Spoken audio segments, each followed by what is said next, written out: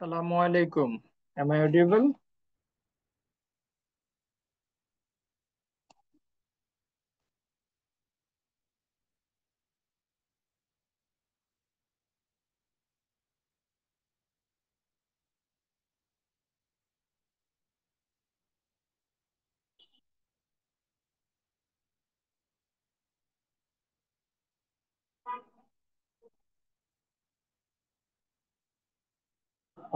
আমাদের class captain আছেন? আপনি একটু রেসপন্স করবেন, আমাকে শোনা যাচ্ছে ক্লিয়ারলি?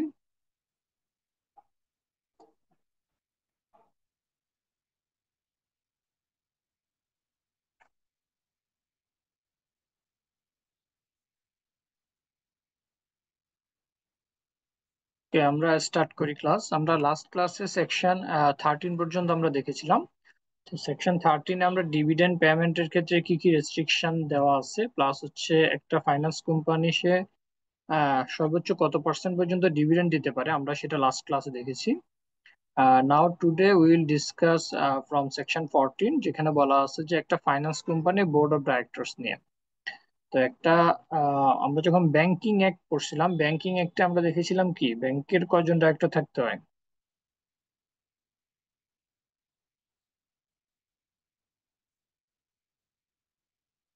হুম, সর্বোচ্চ 20 জন, তার মধ্যে 3 জন হবে independent director.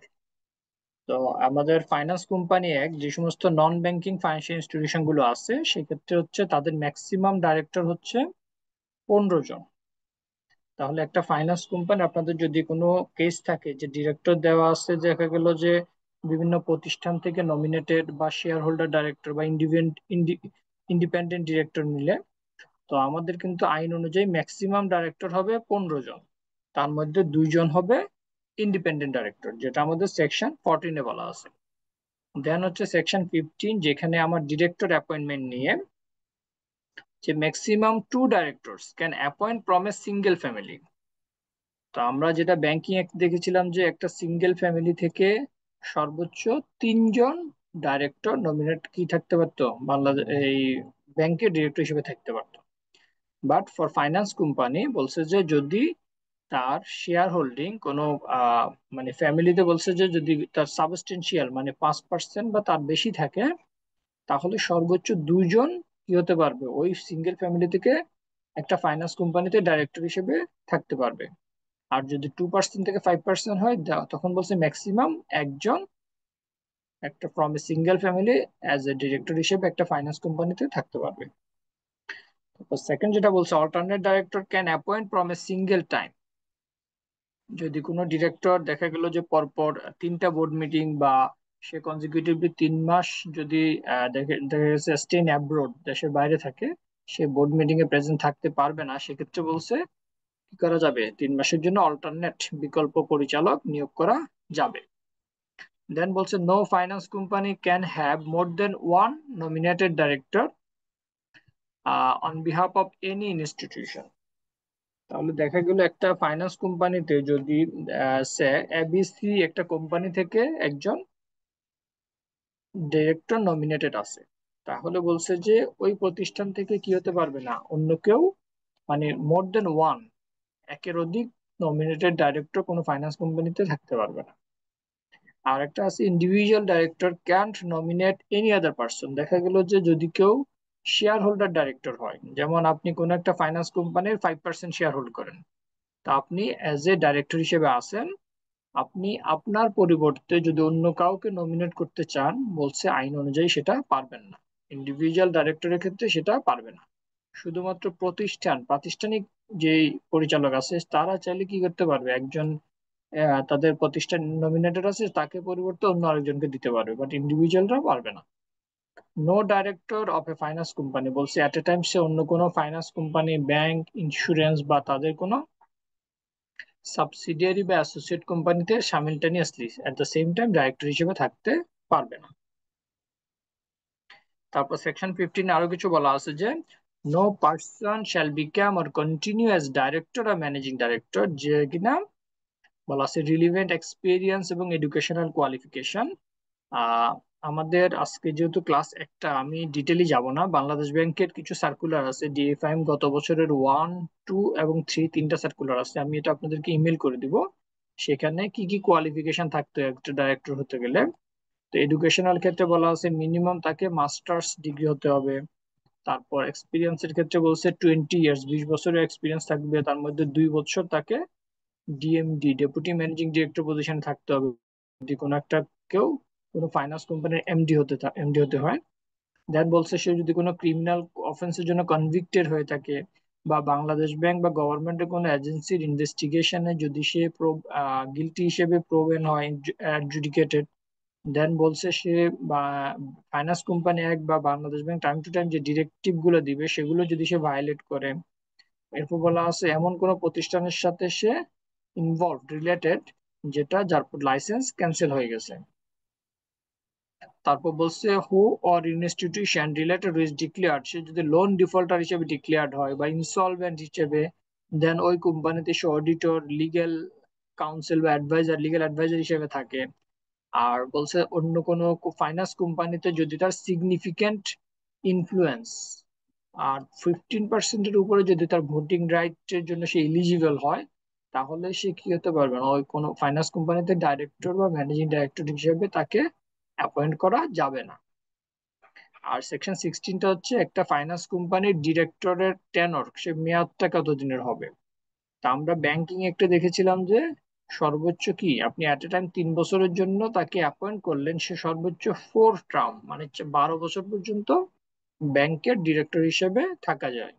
But for finance company বলছে আইন অনুযায়ী সেকশন 16-এ যে the tenure of a director of a finance company is 3 years at a time and maximum 9 years consecutively. বলছে সে 3 বছর আপনি তাকে অ্যাপয়েন্ট করবেন, 3 টার্ম সর্বোচ্চ 9 বছর সে ফাইন্যান্স কোম্পানির বোর্ডে ডাইরেক্টর হিসেবে থাকতে পারবে। তো আপনাদের যদি কোনো কেস আসে যে কেউ 10 বছর 12 বছর ধরে একটা ফাইন্যান্স কোম্পানিতে চেয়ারম্যান হিসেবে আছে, তাহলে অবশ্যই এটা কি আইন অনুযায়ী নন কমপ্লায়েন্স। আপনাকে বলতে হবে অ্যাজ পার সেকশন 16 ম্যাক্সিমাম কি ডিউরেশন অথবা maximum tenor of the director is 9 years, can reappoint. তাহলে পরবর্তীতে তাকে আমরা কি 9 বছর পরে সে ডিরেক্টরের পোস্ট ভ্যাকেন্ট হয়ে গেল, তারপরে তাকে কি পুনরায় রিঅ্যাপয়েন্ট করা যাবে কিনা, বলছে ক্যান রিঅ্যাপয়েন্ট আফটার 1 টেনর। 3 বছর মাঝখানে 3 বছরের একটা টার্ম গ্যাপ দিয়ে তাকে আবার পুনরায় রিঅ্যাপয়েন্ট করা যাবে। দেন ফাইন্যান্স কোম্পানি একটা সেকশন 17-এ বলছে vacancy of the office of a director, একটা কি কি সার্কমস্টেন্সে একজন ডিরেক্টরের পোস্ট ভ্যাকেন্ট হয়ে যেতে পারে, যেটা ব্যাংকের ক্ষেত্রে বলছে এখানেও সেম। এখানে কিন্তু আমরা অনেকগুলো সেকশন দেখবেন আমরা ব্যাংকিং অ্যাক্টের সাথে মিল পাবো, কারণ সিমিলার, যেহেতু আমাদের সবগুলাই কি সার্ভিস ব্যাংকিং ইন্ডাস্ট্রির। তো সো এখানে বলছে যে যদি কোনো ডাইরেক্টর সে কোনো লোন নিয়ে থাকে, লোনের কোনো ইনস্টলমেন্ট বা ইন্টারেস্ট দিতে সে যদি ফেলিওর হয়, বা সে যদি কোথাও গ্যারান্টি দিয়ে থাকে, সিকিউরিটি হিসেবে দিয়ে থাকে, বা সে ইন রিটেন কোনো ডিউটি অ্যাকমপ্লিশমেন্টের রেসপন্সিবিলিটি নিয়েছে এবং সে কারণে যদি ওই ফাইন্যান্স কোম্পানির লস অকার হয়, বলছে সেক্ষেত্রে কি তার পোস্ট ভ্যাকেন্ট হয়ে যেতে পারে। However the said finance company বলছে ওই ফাইন্যান্স কোম্পানি তাকে বাংলাদেশ ব্যাংকের থ্রুতে তাকে যদি নোটিশ ইস্যু করে, নোটিশ ইস্যু করার 2 মাসের মধ্যে সে যদি লোনের ইনস্টলমেন্ট হয়, লোনের ইনস্টলমেন্ট বা সিকিউরিটি হয়ে থাকে, বা সে ডিউটি যেটা অ্যাকমপ্লিশমেন্ট করার কথা সেটা যদি কমপ্লাই না করে, তাহলে তার পোস্ট ভ্যাকেন্ট হয়ে যাবে from the date of the expire of the said term. Usually বলছে when whoever has received a notice, যখন কেউ বাংলাদেশ ব্যাংকের থ্রুতে এই ধরনের কোনো নোটিশ কোনো ডিরেক্টর পাবে, within 30 days after receipt of the notice সে কি করবে, তার স্টেটমেন্ট বাংলাদেশ ব্যাংকের কাছে পাঠাবে এবং এক কপি দেওয়ার ওই ফাইন্যান্স কোম্পানিতেও পাঠাবে। এক্ষেত্রে বাংলাদেশ ব্যাংক যে ডিসিশনটা নিবে সেটাই হবে shall be final under section 17। নাও আসেন সেকশন 18। 18টা হচ্ছে restrictions on employment of managing agent or CEO and certain forms of employment. তো এখানে যেটা বলছে আমরা জেনারেলি যেটা দেখি যে আপনি যদি কাউকে ম্যানেজিং ডিরেক্টর হিসেবে আপনার ফাইন্যান্স কোম্পানিতে অ্যাপয়েন্ট করতে চান, এখানে এটা নিয়ে কিন্তু ডিএফআইএম 3 নাম্বার গত 2023-এর ডিএফআইএম সার্কুলার 3 এখানে ডিটেইলি বলা আছে। আমি জাস্ট একটু সামারি করে বলি, যদি সে অন্য কোনো ফাইন্যান্স কোম্পানিতে দেখা গেল সে তাকে সাসপেন্ড করা হলো, সে কোনো মানি লন্ডারিং, টেররিস্ট ফাইন্যান্সিং, মানি এমবেজলমেন্ট বা কোনো ফ্রড ফরজারি করছে, যেটার কারণে তাকে সাসপেন্ডেড করা হয়েছে যে কোনো সময়, তার হোল চাকরি লাইফে, জব লাইফে যে কোনো সময়, তাহলে কিন্তু তাকে আপনি এমডি করতে পারবেন না। তারপর বলছে মিনিমাম কোয়ালিফিকেশন এডুকেশনাল ক্ষেত্রে মিনিমাম মাস্টার্স, তারপর 20 ইয়ার্স এর banking experience, bank finance experience থাকতে হবে। এই কোয়ালিফিকেশন গুলো না থাকলে তাকে এমডি করা যায় না। আর অবশ্যই ব্যাংক বা ফাইন্যান্স কোম্পানি ম্যানেজিং ডিরেক্টর অ্যাপয়েন্টমেন্টের আগে বা ম্যানেজিং ডিরেক্টর মানে তাকে যদি টার্মিনেটও করতে হয়, এই যে বলা আছে যে no finance company shall appoint its managing director without the prior approval of the Bangladesh bank or nor shall be removed. তাকে অ্যাপয়েন্টমেন্টের আগেও বাংলাদেশ ব্যাংক থেকে এনওসি নিতে হবে, এবং তাকে যদি আপনি রিমুভ করতে চান তাও বাংলাদেশ ব্যাংক থেকে অ্যাপয়েন্টমেন্ট অ্যাপ্রুভাল নিতে হবে। The post of the managing director shall not remain vacant for 3 months at a time. বলছে আপনি at a time 3 মাসের বেশি তার পোস্ট ভ্যাকেন্ট রাখতে পারবেন না। No person shall appoint as managing director if she is suspended, he or she, যদি সে কোনো মানি এমবেজলমেন্ট, ফ্রড, ফর্জারি, কারাপশনের কারণে যদি সে কোনো এক সময় সাসপেন্ডেড হয়, তাহলে তাকে ফাইন্যান্স কোম্পানির এমডি বা সিইও করা যাবে না। নাও আসেন সেকশন 19 এবং সেকশন 20। এই দুইটা জিনিস হচ্ছে আমাদের মূলত আমরা ব্যাংকিং অ্যাক্টে যেভাবে দেখেছিলাম যে যদি কোনো ফাইন্যান্স কোম্পানি সে তার যে ডে টু ডে অ্যাক্টিভিটিস গুলো সে এমন ভাবে কন্ডাক্ট করতেছে যেটা ডিপোজিটর ইন্টারেস্টের জন্য হার্মফুল বা প্রিজুডিকাল হয়ে থাকে, বা মানি লন্ডারিং প্রিভেনশন অ্যাক্ট অনুযায়ী সেটা মানি লন্ডারিং বা অ্যান্টি টেরোরিজম কোনো অ্যাক্টিভিটি, সে কোথাও ফাইন্যান্স করছে, কাউকে লোন দিয়েছে, যেটা আমাদের আইন অনুযায়ী টেররিস্ট এই জাতীয় কোনো ফাইন্যান্সিং করছে, বা পাবলিক ইন্টারেস্ট সিকিউর করার জন্য বলছে, সে কি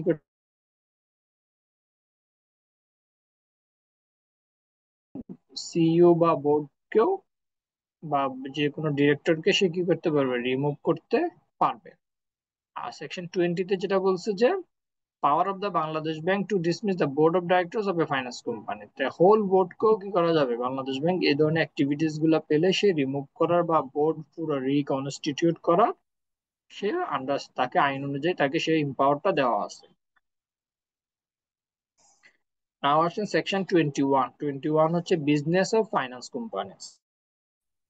তো এখানে আমরা যখন ব্যাংকিং একটা সেকশন 7 পড়ছিলাম যে একটা ব্যাংক কোম্পানি কি কি কাজে এঙ্গেজ থাকতে পারে, তো এখানে 21-এ বলা আছে একটা ফাইন্যান্স কোম্পানি সে কি কি করতে পারবে। প্রথম বলছে ডেভেলপমেন্ট ফাইন্যান্সিং। ডেভেলপমেন্ট ফাইন্যান্সিংটা কি, যে সে যদি কোনো গভর্নমেন্ট ইনফ্রাস্ট্রাকচার বা রাষ্ট্রীয় কোনো অবকাঠামোগত উন্নয়নের ক্ষেত্রে বা কোনো বলা আছে উন্নয়ন প্রকল্প, কোনো প্রকল্প বা কর্মসূচির প্রজেক্ট বেসিসে যদি কোনো কেউ ফান্ড চায়, ফাইন্যান্সিং ফ্যাসিলিটিস সুবিধা চায়, সেটা সে দিতে পারবে। স্ট্রাকচার্ড ফাইন্যান্স, তাকে সে যদি দেখা গেল যে মানে সিন্ডিকেশন, লোন সিন্ডিকেশন একটা এক্সাম্পল, আপনি যেমন দেখা গেল কোনো গ্রুপ অফ আপনি ব্যাংক বা ফাইন্যান্স কোম্পানি মিলে কোনো একজন সিঙ্গেল বড়োয়ার তার দেখা গেল এট এ টাইম 200 কোটি টাকা ফান্ডিং লাগতেছে। তো 5টা ব্যাংক এবং দেখা গেল 2টা ব্যাংক এবং 3টা ফাইন্যান্স কোম্পানি মিলে তাকে 200 কোটি টাকা ফাইন্যান্স করতেছে, মানে loan facility offered by group to a single borrower, যেটা আমি কি ফর কমপ্লেক্স ফাইন্যান্সিয়াল নিডস, তার নিডসটা মিট আপের জন্যই এই ধরনের ফাইন্যান্সিং করা যাবে। ইনভেস্টমেন্ট ইন স্টক বন্ড, এখানে ইনভেস্ট করা যাবে। তারপর আপনি এমএফএস সাবসিডিয়ারির মাধ্যমে আপনি এমএফএস সার্ভিস দিতে পারেন, বা আদার বিজনেস যেটা আপনাকে বাংলাদেশ ব্যাংক পারমিট করে, এই জাতীয় অ্যাক্টিভিটিস আমাকে সেকশন 21 অনুযায়ী ফাইন্যান্স কোম্পানিগুলো করতে পারবে। সেকশন 22-তে বলছে prohibition of certain forms of trading. যেমন ফাইন্যান্স কোম্পানিগুলো, এই ব্যাংকগুলো কি করতে পারে, গোল্ড সিলভার এগুলো তারা লকার সার্ভিস, এই যে সার্ভিস গুলো দিতে পারে, ক্যাশ ট্রানজাকশন করতে পারে। তো এখানে যেটা 22-তে বলছে ফাইন্যান্স কোম্পানিগুলো চাইলে কি করতে পারবে না, no finance company shall engage dealing in gold silver আর ফরেন কারেন্সি ট্রানজাকশন, তাহলে সে কোনো ফরেন কারেন্সি বা গোল্ড এই ট্রানজাকশন গুলো করতে পারবে না, তাকে রেস্ট্রিক্টেড করা আছে। 23 হচ্ছে যদি কোনো ফাইন্যান্স কোম্পানি শুধুমাত্র ইসলামী শরিয়া বেস কোনো উইং বা শুধুমাত্র ইসলামিক শরিয়া প্রোডাক্ট সে লঞ্চ করতে চায়, তাকে অবশ্যই বাংলাদেশ ব্যাংক থেকে প্রায়র পারমিশন নিতে হবে।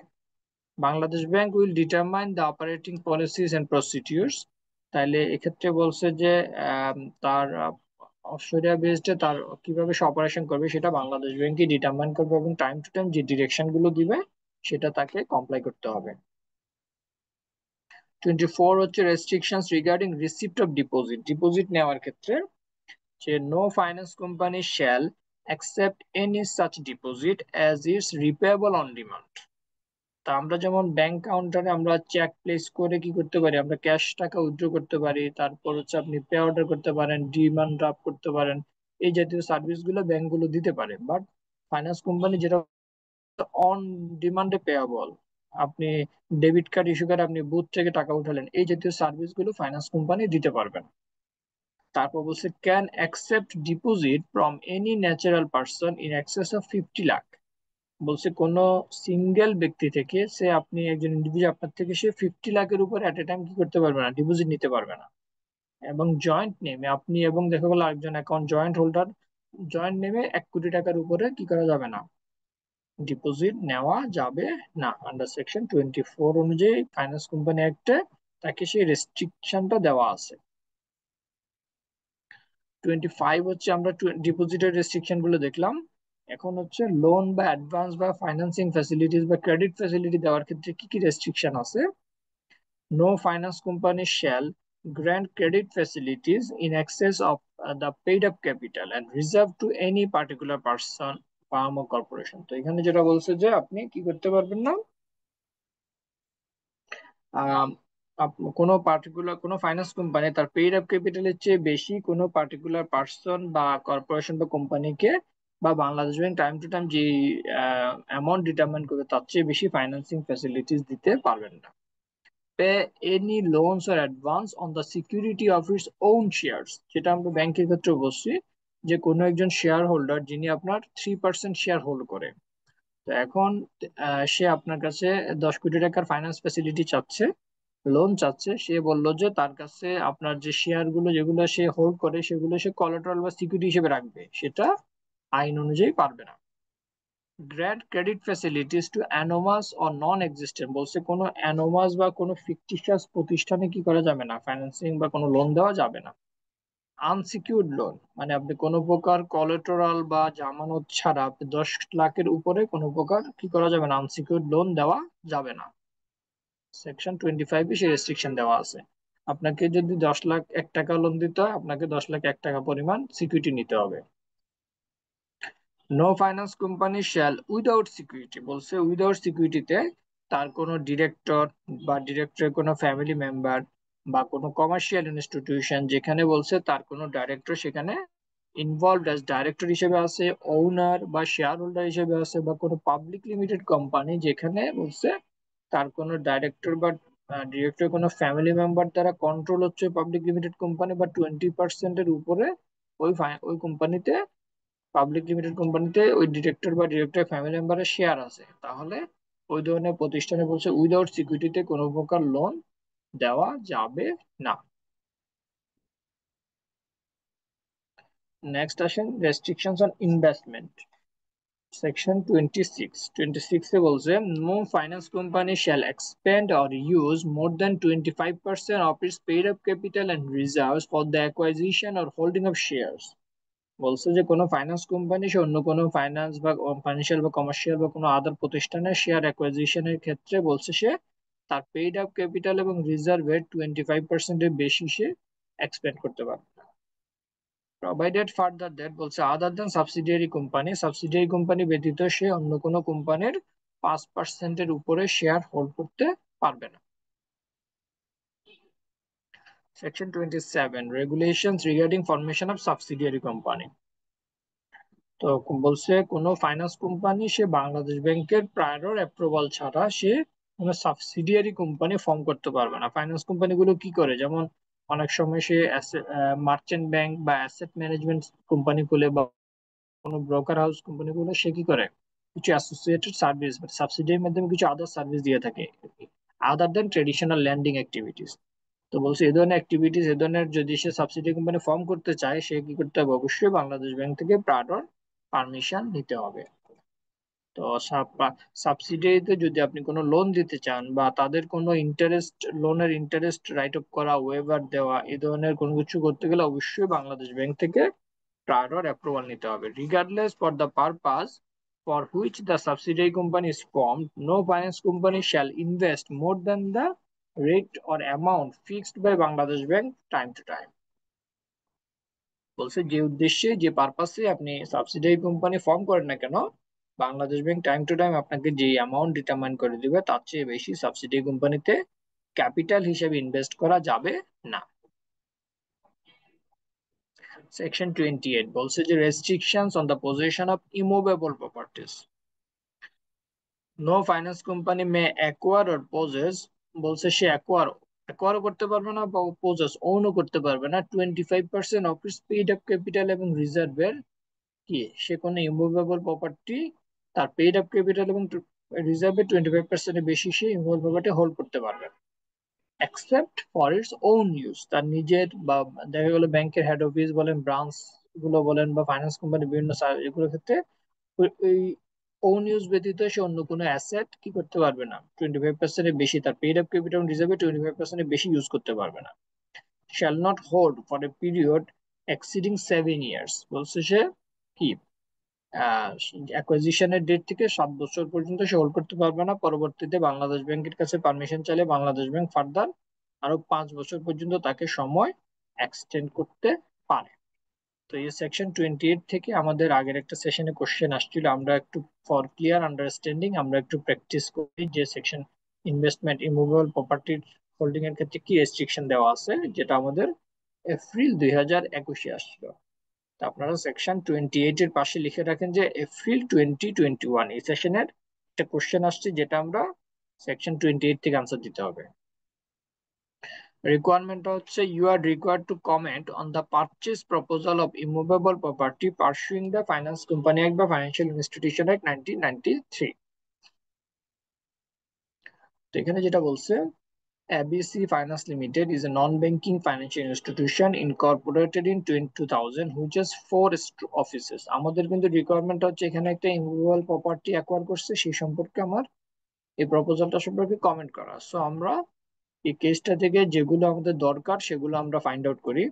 বলছে তার 4টা অফিস আছে, মতিঝিল কোন কোন এরিয়াতে বলছে, ম্যান পাওয়ার কতজন ম্যান পাওয়ার আছে সেটা বলা আছে, তার ফাইন্যান্সিয়াল স্টেটমেন্টে একটা এক্সট্রাক্ট দেওয়া আছে 2000 সাল এবং 2029-এ। তো বলছে যে তার অ্যাসেট সাইডে ক্যাশ এন্ড ক্যাশ ইকুইভ্যালেন্টস আছে 5000 মিলিয়ন, ইনভেস্টমেন্ট আছে 4000 মিলিয়ন, ল্যান্ডিং তার লোন পোর্টফোলিও আছে 10,000 million, then land and building আছে তার 200 মিলিয়ন, এবং আদার অ্যাসেট মিলে টোটাল হচ্ছে তার 20,000 হচ্ছে আমার 20,000 মিলিয়ন হচ্ছে আমার টোটাল অ্যাসেট। লাইবিলিটি সাইডে বলা আছে আমার ডিপোজিট আছে 5000 মিলিয়ন, বোরোয়িং আছে 10,000 মিলিয়ন, আদার লাইবিলিটি আছে 4000, ইকুইটি মিলে টোটাল আমার 20,000 আমার লাইবিলিটি এন্ড ইকুইটি। তো এখন আমাদের কোশ্চেনটা ছিল হচ্ছে এখানে একটা ইমুভেবল প্রপার্টির একটা প্রপোজাল আছে সেই সম্পর্কে আমরা কমেন্ট করতে হবে। আমরা অ্যাজ এ ফাইন্যান্স কোম্পানি আইন অনুযায়ী যে বলছে the company has a proposal to purchase A 10 decimal land with a 9 story building.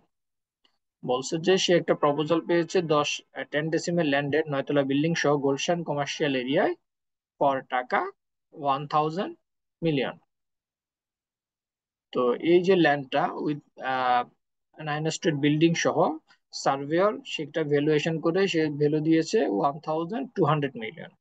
তা আপনার কাছে প্রাইস চেয়েছে হচ্ছে 1000 মিলিয়ন, বাট আমাকে সার্ভেয়র ভ্যালুয়েশন করছে 1200, অলমোস্ট। তাহলে আমাদের জন্য অবশ্যই ভ্যালুয়েশনের চেয়ে কম ভ্যালু তো আমি পাচ্ছি, সো আমি এটা অ্যাকোয়ার করতে পারি। The company has a sound liquidity position and positive net operating cash flow এবং was positive by 500 মিলিয়ন।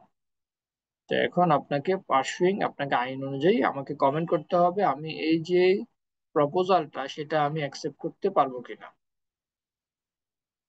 তাহলে আইন অনুযায়ী আমরা এখানে কি পড়ছিলাম যে নো ফাইন্যান্স কোম্পানি মে পারবে না স্যার। মে অ্যাকোয়ার আর পজেস, সে নতুন করে কিনতেও পারবে না বা পজেস ওনও করতে পারবে না তার পেইড আপ ক্যাপিটাল এবং রিজার্ভে 25%। তাহলে আমরা এখানে দেখি আমার পেইড আপ ক্যাপিটাল এবং রিজার্ভ কত আছে। এখানে ডিপোজিট আছে, বোরোয়িং আছে, আদার লাইবিলিটি আছে, ইকুইটি আছে। তাহলে এখানে যেহেতু পেইড আপ ক্যাপিটাল রিজার্ভ আলাদা করা নাই, সো আমাদের ইকুইটি যে 1000 এটা হচ্ছে আমার কি 1000-এর 25%, মানে 250 মিলিয়ন পর্যন্ত আমি কি করতে পারবো এই মুভেবল প্রপার্টি অ্যাজ পার আইন অনুযায়ী হোল্ড করতে পারবো। ওকে। তাহলে আবার দেখেন, আমরা এখন এটা আমি হোল্ড করতে গেলে আমার 1000 মিলিয়ন কিন্তু আমাকে এক্সপেন্ড করতে হচ্ছে, সো আমি এই প্রপোজালটা নিতে পারবো না। আপনি ইন এডিশন আপনি দেখতে পারেন এখানে কিন্তু দুইটা কথা বলছে, যে পোজেস আর ওন ওর পোজেস, মানে আপনি নতুন করে কিনতে হবে বা আপনি হোল্ড করা। তো আপনি এখানে অ্যাসেট সাইডে দেখবেন আমার অলরেডি করে এক্সিস্টিং ইমুভেবল প্রপার্টি আছে কি না। তাহলে আমাদের ক্যাশ ইন ক্যাশ ইকুইভ্যালেন্স, এটা তো ইমুভেবল প্রপার্টি না। Investment, lending portfolio, land and building, আমার অলরেডি ল্যান্ড এন্ড বিল্ডিং আছে 200 মিলিয়ন। তাহলে আপনি এটার কিন্তু কোশ্চেনের সলভ দুই তিন ভাবে করা যায়। আপনি যেমন যদি এটা 1000 মিলিয়নের জায়গায় যদি শুধু বলতো যে 50 মিলিয়ন, তখন আপনি কি করতে পারতেন? তখন আপনার আনসার হতো কি, আমাদের 1000 মিলিয়নের 25%, মানে 250 মিলিয়ন পর্যন্ত আমি কি করতে পারবো, ইনভেস্ট করতে পারবো, সো আমি ইনভেস্ট করতে পারবো। ওকে, যদি 50 মিলিয়ন থাকে, আমি যদি সবকিছু পজিটিভ থাকে, তাহলে আমি আইন অনুযায়ী পারবো। তো এখন এখানে 1000 মিলিয়ন আমার অলরেডি 100% হয়ে যাচ্ছে, আমি সর্বোচ্চ 25% পর্যন্ত ইনভেস্ট করতে পারবো। যদি এই ল্যান্ড এন্ড বিল্ডিংটা আপনি অন্যভাবে বলেন যে এই যে ল্যান্ড এন্ড বিল্ডিং যেটা আমার অ্যাসেট সাইডে আছে, সেটা হচ্ছে ফর দা কি ইউজ, আপনি হেড অফিস বা ব্রাঞ্চ বা আপনার তার এমপ্লয়ীদের ওন ইউজের জন্য লাগতেছে যে ল্যান্ড এন্ড বিল্ডিং, এটা হলো ওন ইউজের জন্য। সো আপনি চাইলে কি করতে পারবেন, কমেন্টটা অন্যভাবে দিতে পারেন। অনেক সময় কেসে আপনাদেরকে মানে আহ, কিছু কিছু কেস দিবে কিছু পাজল করার জন্য, আপনি জাস্ট মেন আইনটা মনে রাখলে হবে যে আমার সর্বোচ্চ আমার ইকুইটি বা পেইড আপ ক্যাপিটাল রিজার্ভের 25% আমি ইনভেস্ট করতে পারবো। আপনাকে আবার কেস দিল যে এই যে ল্যান্ড বিল্ডিং এটা সে ওন ইউজের জন্য ব্যবহার করতেছে, তাহলে আপনি সে ফার্দার নতুন করে 250 মিলিয়ন পর্যন্ত কিন্তু ইনভেস্ট করা যাবে। তাহলে এটা ক্লিয়ার সবার?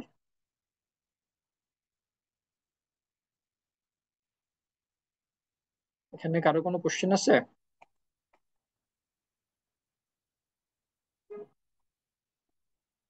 তাহলে এটা যদি বুঝে থাকে এই রিলেটেড যে কোনো কোশ্চেন বা আমাদের যেমন এই এই ফিগার গুলো যদি এদিক ওদিক করে দেয় তাও আমরা পারবো। যেমন এখানে 1000 জায়গায় 2000 মিলিয়ন বললো, ল্যান্ড এন্ড বিল্ডিং বললো যেটা আমি ওন ইউজের জন্য ব্যবহার হচ্ছে, এবং এখানে আরো নতুন করে 500 মিলিয়নের জন্য প্রপোজাল দিল, তখন আপনাকে আইন অনুযায়ী আনসার দিতে হবে আমার যে ইকুইটি তার 25% ধরে। নেক্সট আসেন সেকশন 29, বলছে regulations regarding director of debtor institution. তো এটা যেটা বলছে যে আমরা জেনারেলি কি জানি যে আহ, যদি কারো কোনো ইনস্টিটিউশন মানে কোনো প্রতিষ্ঠানে যদি কোনো ব্যাংক বা ফাইন্যান্স কোম্পানিতে তার কি থাকে লোন থাকে, তাদের এনওসি ছাড়া কি করা যায় না, ডিরেক্টরশিপ চেঞ্জ করা যায় না। ফর্ম 12 আপনি যখন বোর্ডে প্রপোজাল দিবেন কোন একজন ডিরেক্টর রিজাইন হচ্ছে বা একজনের পরিবর্তে আরেকজন ডিরেক্টর অ্যাপয়েন্ট হচ্ছে, বা কোনো ডিরেক্টরের শেয়ার ট্রান্সফার হবে, তাকে অবশ্যই ল্যান্ডার থেকে এনওসি নিতে হবে। সেকশন 30, এটা হচ্ছে উইলফুল লোন ডিফল্টার নিয়ে। তো উইলফুল লোন ডিফল্টার নিয়ে আমরা যখন ব্যাংকিং অ্যাক্ট পড়ছিলাম আমরা ডিটেইলি পড়ছি, এখানে আমি ডিটেইলি যাব না। এটা নিয়ে একটা সার্কুলার আছে, আমি আপনাদেরকে সার্কুলারটা ইমেল করে দিব। আর বেসিক কিছু কথা আছে, উইলফুল ডিফল্টার ডেফিনেশনটা কিন্তু আমরা লাস্ট ক্লাসে পড়ছি, যে আপনি যদি কোনো মানে রং ইনফরমেশন নিয়ে ফাইন্যান্স ফ্যাসিলিটিস নিয়ে থাকেন, বা কোলাটেরাল বিক্রি করে দিলেন, বা এক যে পারপাসে লোন নিয়েছেন সেই পারপাসে না অন্য পারপাসে ইউজ করলেন, এই যদি কিছু ক্রাইটেরিয়া আছে উইলফুল লোন ডিফল্টারের।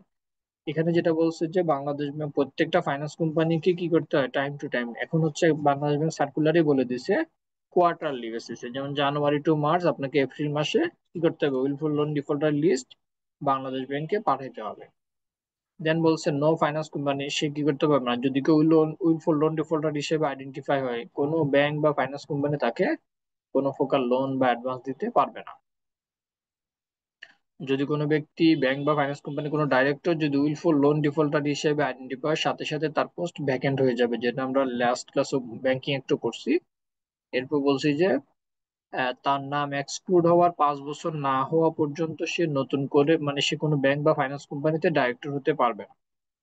তো তার বিরুদ্ধে বলছি স্ট্রিক্ট অ্যান্ড মেজার্স, যখন তাকে উইলফুল লোন ডিফল্টার হিসেবে বাংলাদেশ ব্যাংক ফাইনাল করে বিভিন্ন এজেন্সি গুলোতে পাঠাবে, তখন সে যদি কোনো ট্রেড লাইসেন্স নিতে চায় সেক্ষেত্রে নিতে পারবে না, সেটা রেস্ট্রিকশন নেওয়া যাবে। তারপর সে যদি দেখা গেল যে সিকিউরিটি এক্সচেঞ্জ কমিশনের আন্ডারে বা যে আরজেসির আন্ডারে যদি কোনো কোম্পানি ফর্ম করতে চায়, কোনো পাবলিক লিমিটেড বা প্রাইভেট বা কোনো আইপিওর মাধ্যমে সিকিউরিটি এক্সচেঞ্জ কমিশন অ্যাপ্লাই করলে এই ধরনের কোনো কাজ উইলফুল লোন ডিফল্টার এই প্রিভিলেজ গুলো পাবে না। সেকশন 31 হচ্ছে restrictions on the respite or relief of loans. Wilful loan ডিফল্টারটা গত সেশনে আসছিল, আপনারা একটু ভালোভাবে দেখে নিন। এটার একটা সার্কুলারটা সহ, কিন্তু এটা খুব একটা কঠিন না, মানে আইডেন্টিফিকেশন কিভাবে করব, তারপর হচ্ছে কিভাবে আমরা রিপোর্টিং, মানে এটা একবার কাউকে আইডেন্টিফাই করলাম, প্রথম ফাইন্যান্স কোম্পানি বা ব্যাংক গুলো কি করে, প্রথমে আইডেন্টিফাই করে তারা যে কমিটি অনুযায়ী, তারপর বড়োয়ারকে চিঠি দেয়, বড়োয়ার ফিডব্যাক নেওয়ার পরে একটা পার্টিকুলার সময় পরে সে বাংলাদেশ ব্যাংকে তাকে ফাইনালি উইলফুল লোন ডিফল্টার হিসেবে রিপোর্ট করে, এবং বাংলাদেশ ব্যাংকও কিন্তু ফাইনাল করার আগে ওই বড়োয়ারের কাছ থেকে তার কমেন্ট নেয়। পরবর্তীতে কোয়ার্টারলি বেসিসে বাংলা ব্যাংক ব্যালেন্স গুলা তাকে বাংলাদেশ ব্যাংকে রিপোর্ট করে। তো 31 হচ্ছে restrictions on the respite or relief of loans. Respite ও রিলিফ মানে কি, মওকুফ করার ক্ষেত্রে, কারণ আপনি তো কোনো লোনের প্রিন্সিপাল অ্যামাউন্ট মওকুফ করা যায় না, বলছে কোনো ইন্টারেস্ট বা যদি কোনো no finance company without the prior approval of the Bangladesh bank grant any accrued or unpaid interest of any loans. সে যদি মওকুফ মানে বলছে সেক্ষেত্রে any of its or other finance companies current and former directors. টার্মগুলো দেখেন, ইটস মানে ওই ফাইন্যান্স কোম্পানির নিজের বা অন্য ফাইন্যান্স কোম্পানির, কারেন্ট মানে এক্সিস্টিং ডাইরেক্টর অথবা আগের ডিরেক্টর বা তাদের কোনো ফ্যামিলি মেম্বার।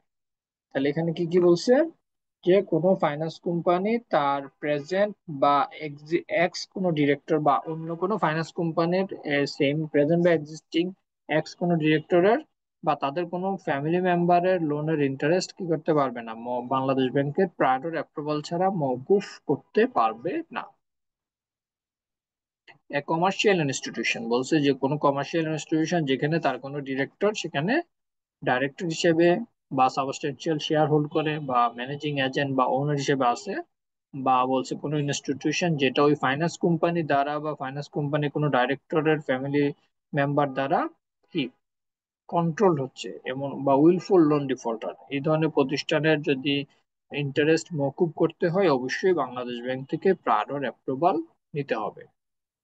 সেকশন 32 হচ্ছে রাইট অফ। রাইট অফ এর ক্ষেত্রে যদি কোনো লোন লিজ আপনি রাইট অফ করে ফেলেন, গত ক্লাসে কিন্তু আমরা দুইটা সার্কুলার দেখেছিলাম যে 3 বছর পর্যন্ত বিএল থাকতে হবে, তারপর লিটিগেশনের প্রসেস ছিল যে লিগেল মামলা থাকতে হবে।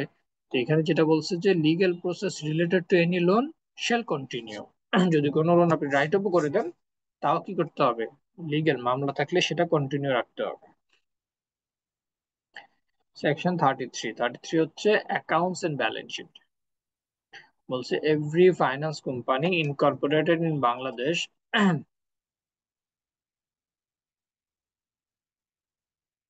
এই যে উইলফুল লোন ডিফল্টার যে সার্কুলারটা বললাম, এটা হলো 3 এপ্রিল 2024 আসছিল, তো এটা আমি আপনাদেরকে ইমেল করে দিব। এখানে কোনো কিছু যদি আপনারা না বুঝেন আপনি নেক্সট ক্লাসে আমাকে বলেন, তাহলে মোটামুটি এখানে ম্যাক্সিমাম জিনিসই কিন্তু আমি ক্লাসে যেগুলো করেছি এর মধ্যে চলে আসছে, এই যে ভ্রমণের নিষেধাজ্ঞা, ট্রেড লাইসেন্স ইস্যুতে নিষেধাজ্ঞা, এই যে 5 বছর অতিবাহিত না হলে সে নতুন করে ডাইরেক্টর হতে পারবে না। ঠিক আছে। 33-তে আসেন, এটা হচ্ছে আমরা একটা ব্যাংকের ফাইন্যান্সিয়াল স্টেটমেন্টের ক্ষেত্রে। তো 33-তে বলছে কি, every finance company Incorporated in Bangladesh shall prepare a balance sheet and profit and loss account as well as financial report in the form set forth by the Bangladesh Bank। তাহলে বলছে বাংলাদেশ ব্যাংকের প্রেসক্রাইব ফরম্যাটে তাকে কি করবে, প্রত্যেক বছর balance sheet, profit and loss account সে প্রিপেয়ার করবে। একটা ফাইন্যান্স কোম্পানির ফাইন্যান্সিয়াল স্টেটমেন্টে কে কে সাইন করবে, সেটা আমাদের আগের যে ফাইন্যান্সিয়াল ইনস্টিটিউশন অ্যাক্ট 1993 ছিল, 2023-এ যে ফাইন্যান্স কোম্পানি অ্যাক্ট আসছে তার আগের অ্যাক্টে কিন্তু সেটা স্পেসিফাই করা ছিল না। ফাইন্যান্সিয়াল ইনস্টিটিউশন অ্যাক্টে কিন্তু অ্যাজ পার কোম্পানিজ অ্যাক্ট বলা ছিল।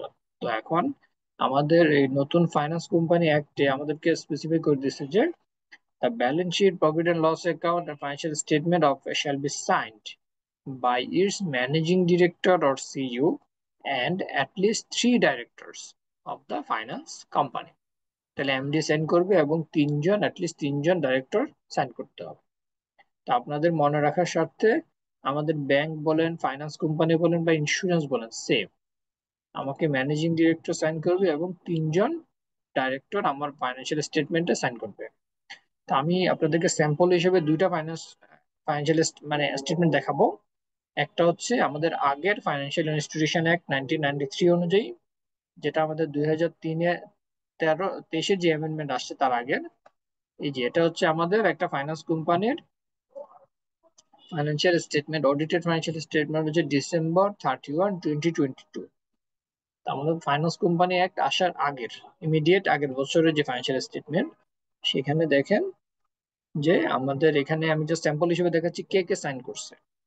তো ওই কোম্পানির চেয়ারম্যান সাইন করছে, তারপর একজন ডিরেক্টর সাইন করছে, তাদের ম্যানেজিং ডিরেক্টর বা সিইও সাইন করছে, এবং কোম্পানি সেক্রেটারি, কোম্পানি আইন অনুযায়ী কোম্পানি সেক্রেটারি সাইন করতে হয়, কোম্পানি সেক্রেটারি সাইন করছে। তাহলে এখানে কে কে সাইন করছে? দুইজন, মানে চেয়ারম্যান এবং ডাইরেক্টর দুইজন হচ্ছে নন এক্সিকিউটিভ ডাইরেক্টর, আর এক্সিকিউটিভের মধ্যে এমডি এবং কোম্পানি সেক্রেটারি। তো সেম সেম কোম্পানিরই আপনি 2023-এর যখন ফাইন্যান্স কোম্পানি অ্যাক্ট 2023 আসলো, তখন কে কে সাইন করছে?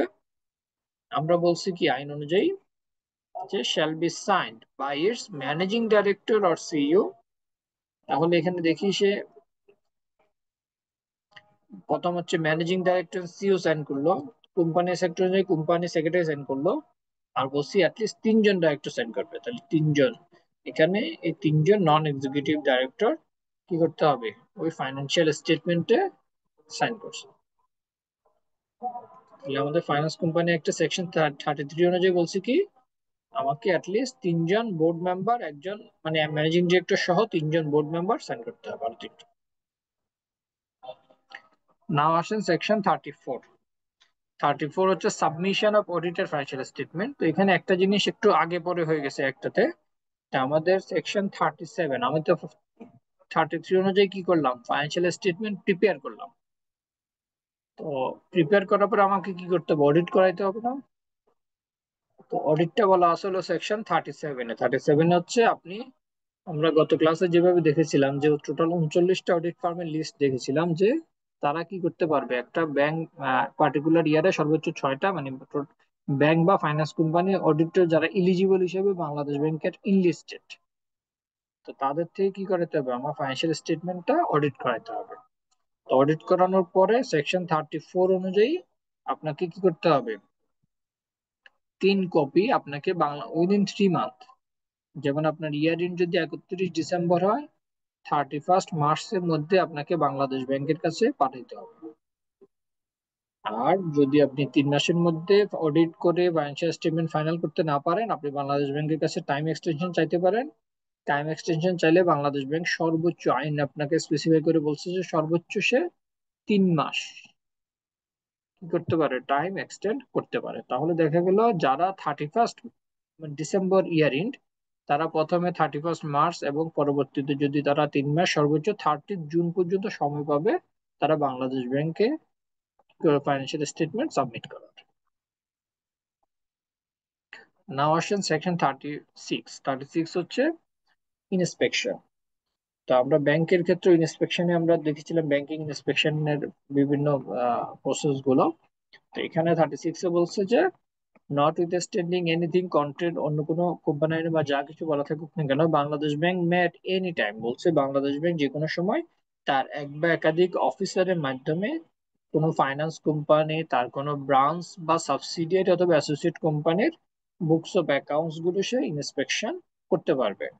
তারপর দেখা গেল অনেক সময় ফাইন্যান্স কোম্পানি যে লোন দিয়েছে, লোন কোন একজন বড়োয়ারকে দেখা গেল সে লোন দিয়েছে ফ্যাক্টরি সেট আপের জন্য বা ফ্যাক্টরি এক্সপানশনের জন্য, তখন বাংলাদেশ ব্যাংক বলছে যে তাকে সেকশন 36-এ সে কি করতে পারবে? বলছে যে সে আহ, ওই বড়োয়ারের সে প্রপারলি ফান্ড ইউটিলাইজেশন ঠিকভাবে করছে কিনা সেটা সে কি করতে পারবে? ইন্সপেকশন করতে পারবে। সে ফ্যাক্টরি ভিজিট করতে পারে, ভিজিট করে দেখা গেল যে এই ব্যাংক থেকে যে ফাইন্যান্স কোম্পানি থেকে যে লোনটা নিল, সে লোনটা এই খাতে ইউটিলাইজ করছে কিনা, মানে এই জিনিসগুলো কি করতে পারে? ব্যাংকের যারা ইন্সপেকশন আসবে তারা সেটা ইন্সপেকশনে করতে পারবে। দেন বলছি in the case of subsidiary company, finance কোম্পানির আন্ডারে যদি কোনো সাবসিডিয়ারি কোম্পানি ফর্ম করা হয়, যেটা সেকশন 27 অনুযায়ী দেখেছি। তো বললাম যে কোনো একটা যদি বাংলাদেশ দেখা গেল কোনো একটা ফাইন্যান্স কোম্পানির আন্ডারে একটা মার্চেন্ট ব্যাংক সাবসিডিয়ারি আছে, তো তাদের রেগুলেটর তো হচ্ছে বিসেক।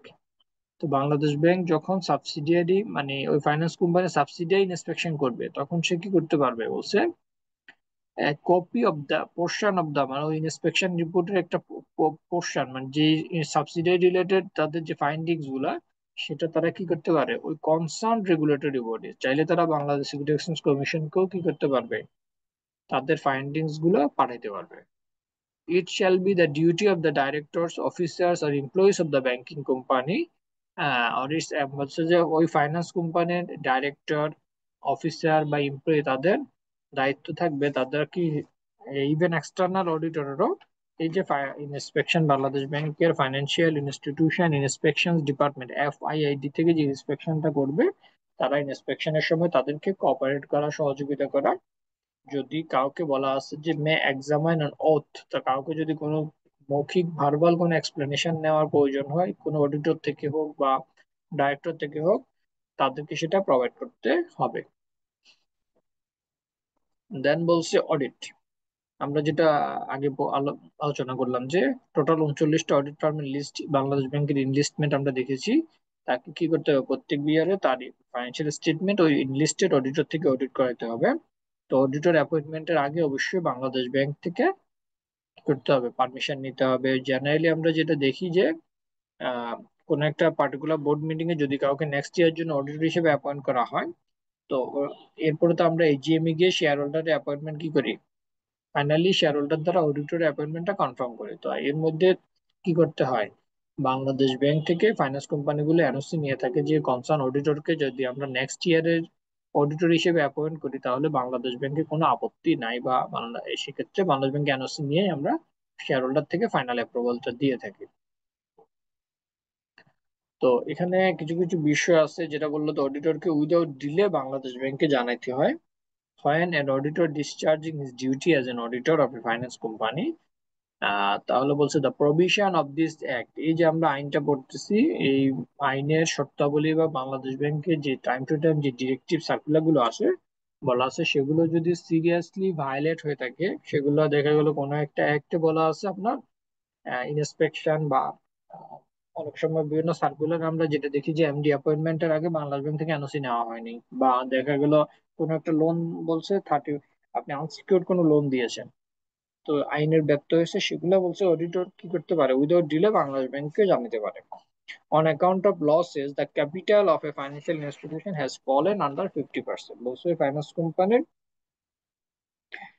মানে এই তার লসের কারণে দেখা গেল তার ক্যাপিটাল 50%-এর নিচে নেমে গেছে বা সিরিয়াস কোনো ইরিগুলারিটিস হয়েছে দেখা গেল আপনি কোনো লোন দিয়েছেন যেটা আপনার আইন ভায়োলেট করে যার কারণে বলছে আপনার ক্রেডিটরের ডিমান্ড ক্রেডিটরের পেমেন্ট ইজ সিকিউর না, আপনি ক্রেডিটর থেকে যে টাইমলি পেমেন্ট করতে পারবেন সেটা আপনার ইনশোর হচ্ছে না অডিটর যদি তার ফাইন্ডিংস এরকম আসে বা দেয়ার ইজ এ ডাউট যে ফাইন্যান্স কোম্পানির অ্যাসেট তার ডিপোজিটরে ক্লেম মেটাবের জন্য সাফিসিয়েন্ট না, ইস্যুগুলো অবশ্যই he shall without delay any delay say inform Bangladesh ব্যাংককে ইনফর্ম করবে।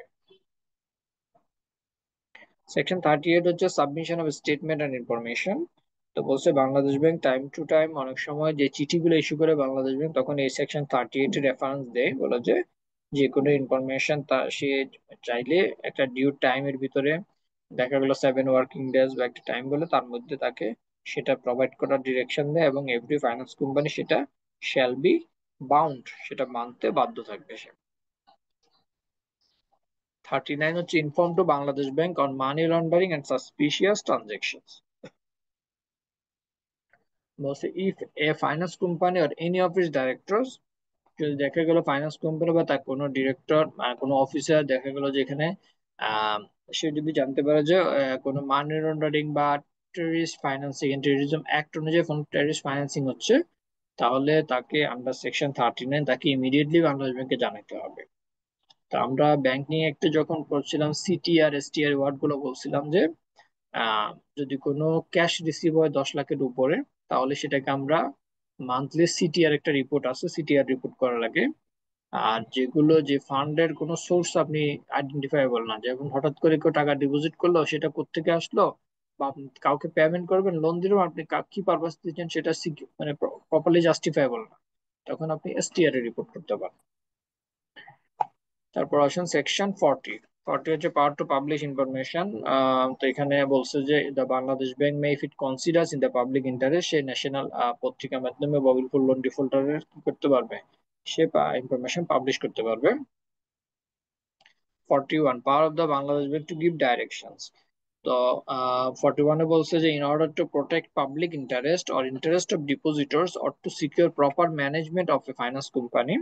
তো বলছে পাবলিক ইন্টারেস্টের কথা কনসিডার করে বা ফাইন্যান্স কোম্পানির প্রপার ম্যানেজমেন্টটাকে ইনশিওর করার জন্য বাংলাদেশ ব্যাংক ডিরেকশন দিতে পারে যে আপনার লোন ক্লাসিফিকেশন, রিশিডিউলিং, রিস্ট্রাকচারিং এর ক্ষেত্রে বা ইন্টারেস্ট ওয়েভ করা, রাইট অফ এর ক্ষেত্রে বা কোনো পার্টিকুলার ট্রানজেকশনের ক্ষেত্রে আপনি প্রভিশন মেনটেন করা, এই জাতীয় কিছু স্পেসিফিক ডিরেকশন কোনো স্পেসিফিক ফাইন্যান্স কোম্পানিকে দিতে পারে বা ওভারঅল সব ফাইন্যান্স কোম্পানির জন্য জেনারেলি ডিরেক্টিভ দিতে পারে। তারপর বলছে কোন ইস্যুস অ্যারাইজ হলো যেটা কারণে conduct special board meeting, Bangladesh ব্যাংকের সাথে স্পেশাল বোর্ড মিটিং করার জন্য ডিরেকশন দিতে পারে। Caution or prohibit finance companies generally or any finance company, generally সমস্ত ব্যাংক কোম্পানির জন্য, সমস্ত ফাইন্যান্স কোম্পানির জন্য বা এনি ফাইন্যান্স কোম্পানির জন্য বলছে কোনো ট্রানজেকশন করার ক্ষেত্রে আপনাকে কশন, সতর্কতা বা প্রহিবিশন, রেস্ট্রিকশন ইম্পোজ করতে পারে। Require finance companies generally or any finance companies in particular, কোন জেনারেল সমস্ত ব্যাংক ফাইন্যান্স কোম্পানির জন্য বা কোন স্পেসিফিক ফাইন্যান্স কোম্পানির জন্য কোন ট্রানজেকশন বা স্পেসিফিক অ্যাকশন নেওয়া থেকে রিফ্রেন, বিরত থাকার জন্য বাংলাদেশ ব্যাংক কি করতে পারবে, ইন রিটেন আপনাকে ডিরেকশন দিতে পারে। সেকশন 42, 42 বলছে যে restrictions regarding conducting financing activities without holding the license.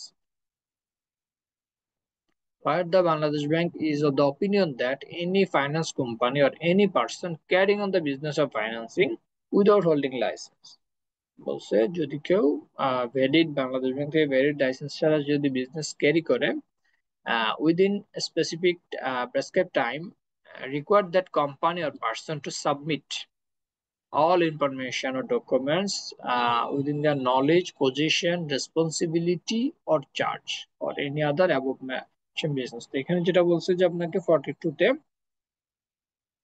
যে বাংলাদেশ যদি কেউ লাইসেন্স উইদাউট হোল্ডিং লাইসেন্স সে বিজনেস ক্যারি করে তাহলে ফাইন্যান্স কোম্পানি বা তার কনসার্ন অফিসিয়ালকে তাদের নলেজ, পজিশন বা চার্জ, যে সমস্ত ইনফরমেশন, ডকুমেন্ট এবং রেকর্ড আছে সেগুলো সাবমিট করার জন্য ডিরেকশন দিতে পারে। Authorize any person, Bangladesh bank তার যে কোনো অফিসারকে সে অথরাইজ করতে পারে ওই ফাইন্যান্স কোম্পানিতে সে ইন্টার প্রবেশ করে সেটা কি করতে পারবে, সে সমস্ত বুকস অফ অ্যাকাউন্টস গুলো সে ইন্সপেক্ট করতে পারবে, সেগুলো প্রয়োজনে সে সিজ ক্রোক করতে পারবে। পাওয়ার টু মেক পাবলিক অ্যানাউন্সমেন্ট বলছে যদি কেউ সেকশন 42 অনুযায়ী লাইসেন্স ছাড়া বিজনেস ক্যারি করে বাংলাদেশ ব্যাংক ন্যাশনাল ডেইলি পত্রিকা, দুইটা ন্যাশনাল ডেইলি পত্রিকার মাধ্যমে সে পাবলিক অ্যানাউন্সমেন্ট দিতে পারে যাতে পাবলিককে সতর্ক যে ওই ফাইন্যান্স কোম্পানিতে কেউ যাতে নতুন করে কোনো ডিপোজিট না রাখে বা লেন্ডিং তার সাথে কোনো অ্যাক্টিভিটিস ট্রানজাকশন না করে। The effect of public announcement. If any public announcement is made under Section 43, the concerned person shall not do any financial transaction যদি কোনো ট্রানজাকশন করে shall be treated as illegal। তো বলছে যে সেকশন 43 অনুযায়ী যদি কোনো পাবলিক অ্যানাউন্সমেন্ট দেওয়া হয় তাহলে বলছে দ্য কনসার্ন পারসন সে কোনো ফাইন্যান্সিয়াল ট্রানজাকশন করতে পারবে না ফ্রম দ্য ডেট যেদিন পাবলিক অ্যানাউন্সমেন্ট পাবলিশ হবে, এবং যদি কোনো ট্রানজাকশন করে সেটা ইলিগাল হবে।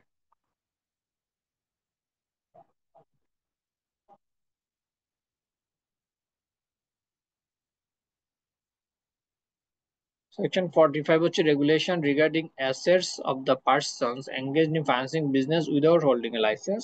যেটা আমরা আগের সেকশনে পড়ছি ঠিক সেরকমই, যে পাবলিক অ্যানাউন্সমেন্ট পাবলিশ হওয়ার পরে ফাইন্যান্স কোম্পানি বা পার্সন, ফাইন্যান্স কোম্পানি অফিসিয়াল তাদের কাস্টডি এবং কন্ট্রোলে যে পরিমাণ অ্যাসেট, ইমুভেবল প্রপার্টি শেয়ার আছে সেগুলো as soon as possible Bangladesh bank যাকে অথরাইজ করবে কি করতে হবে, তার কাছে সাবমিট করতে হবে।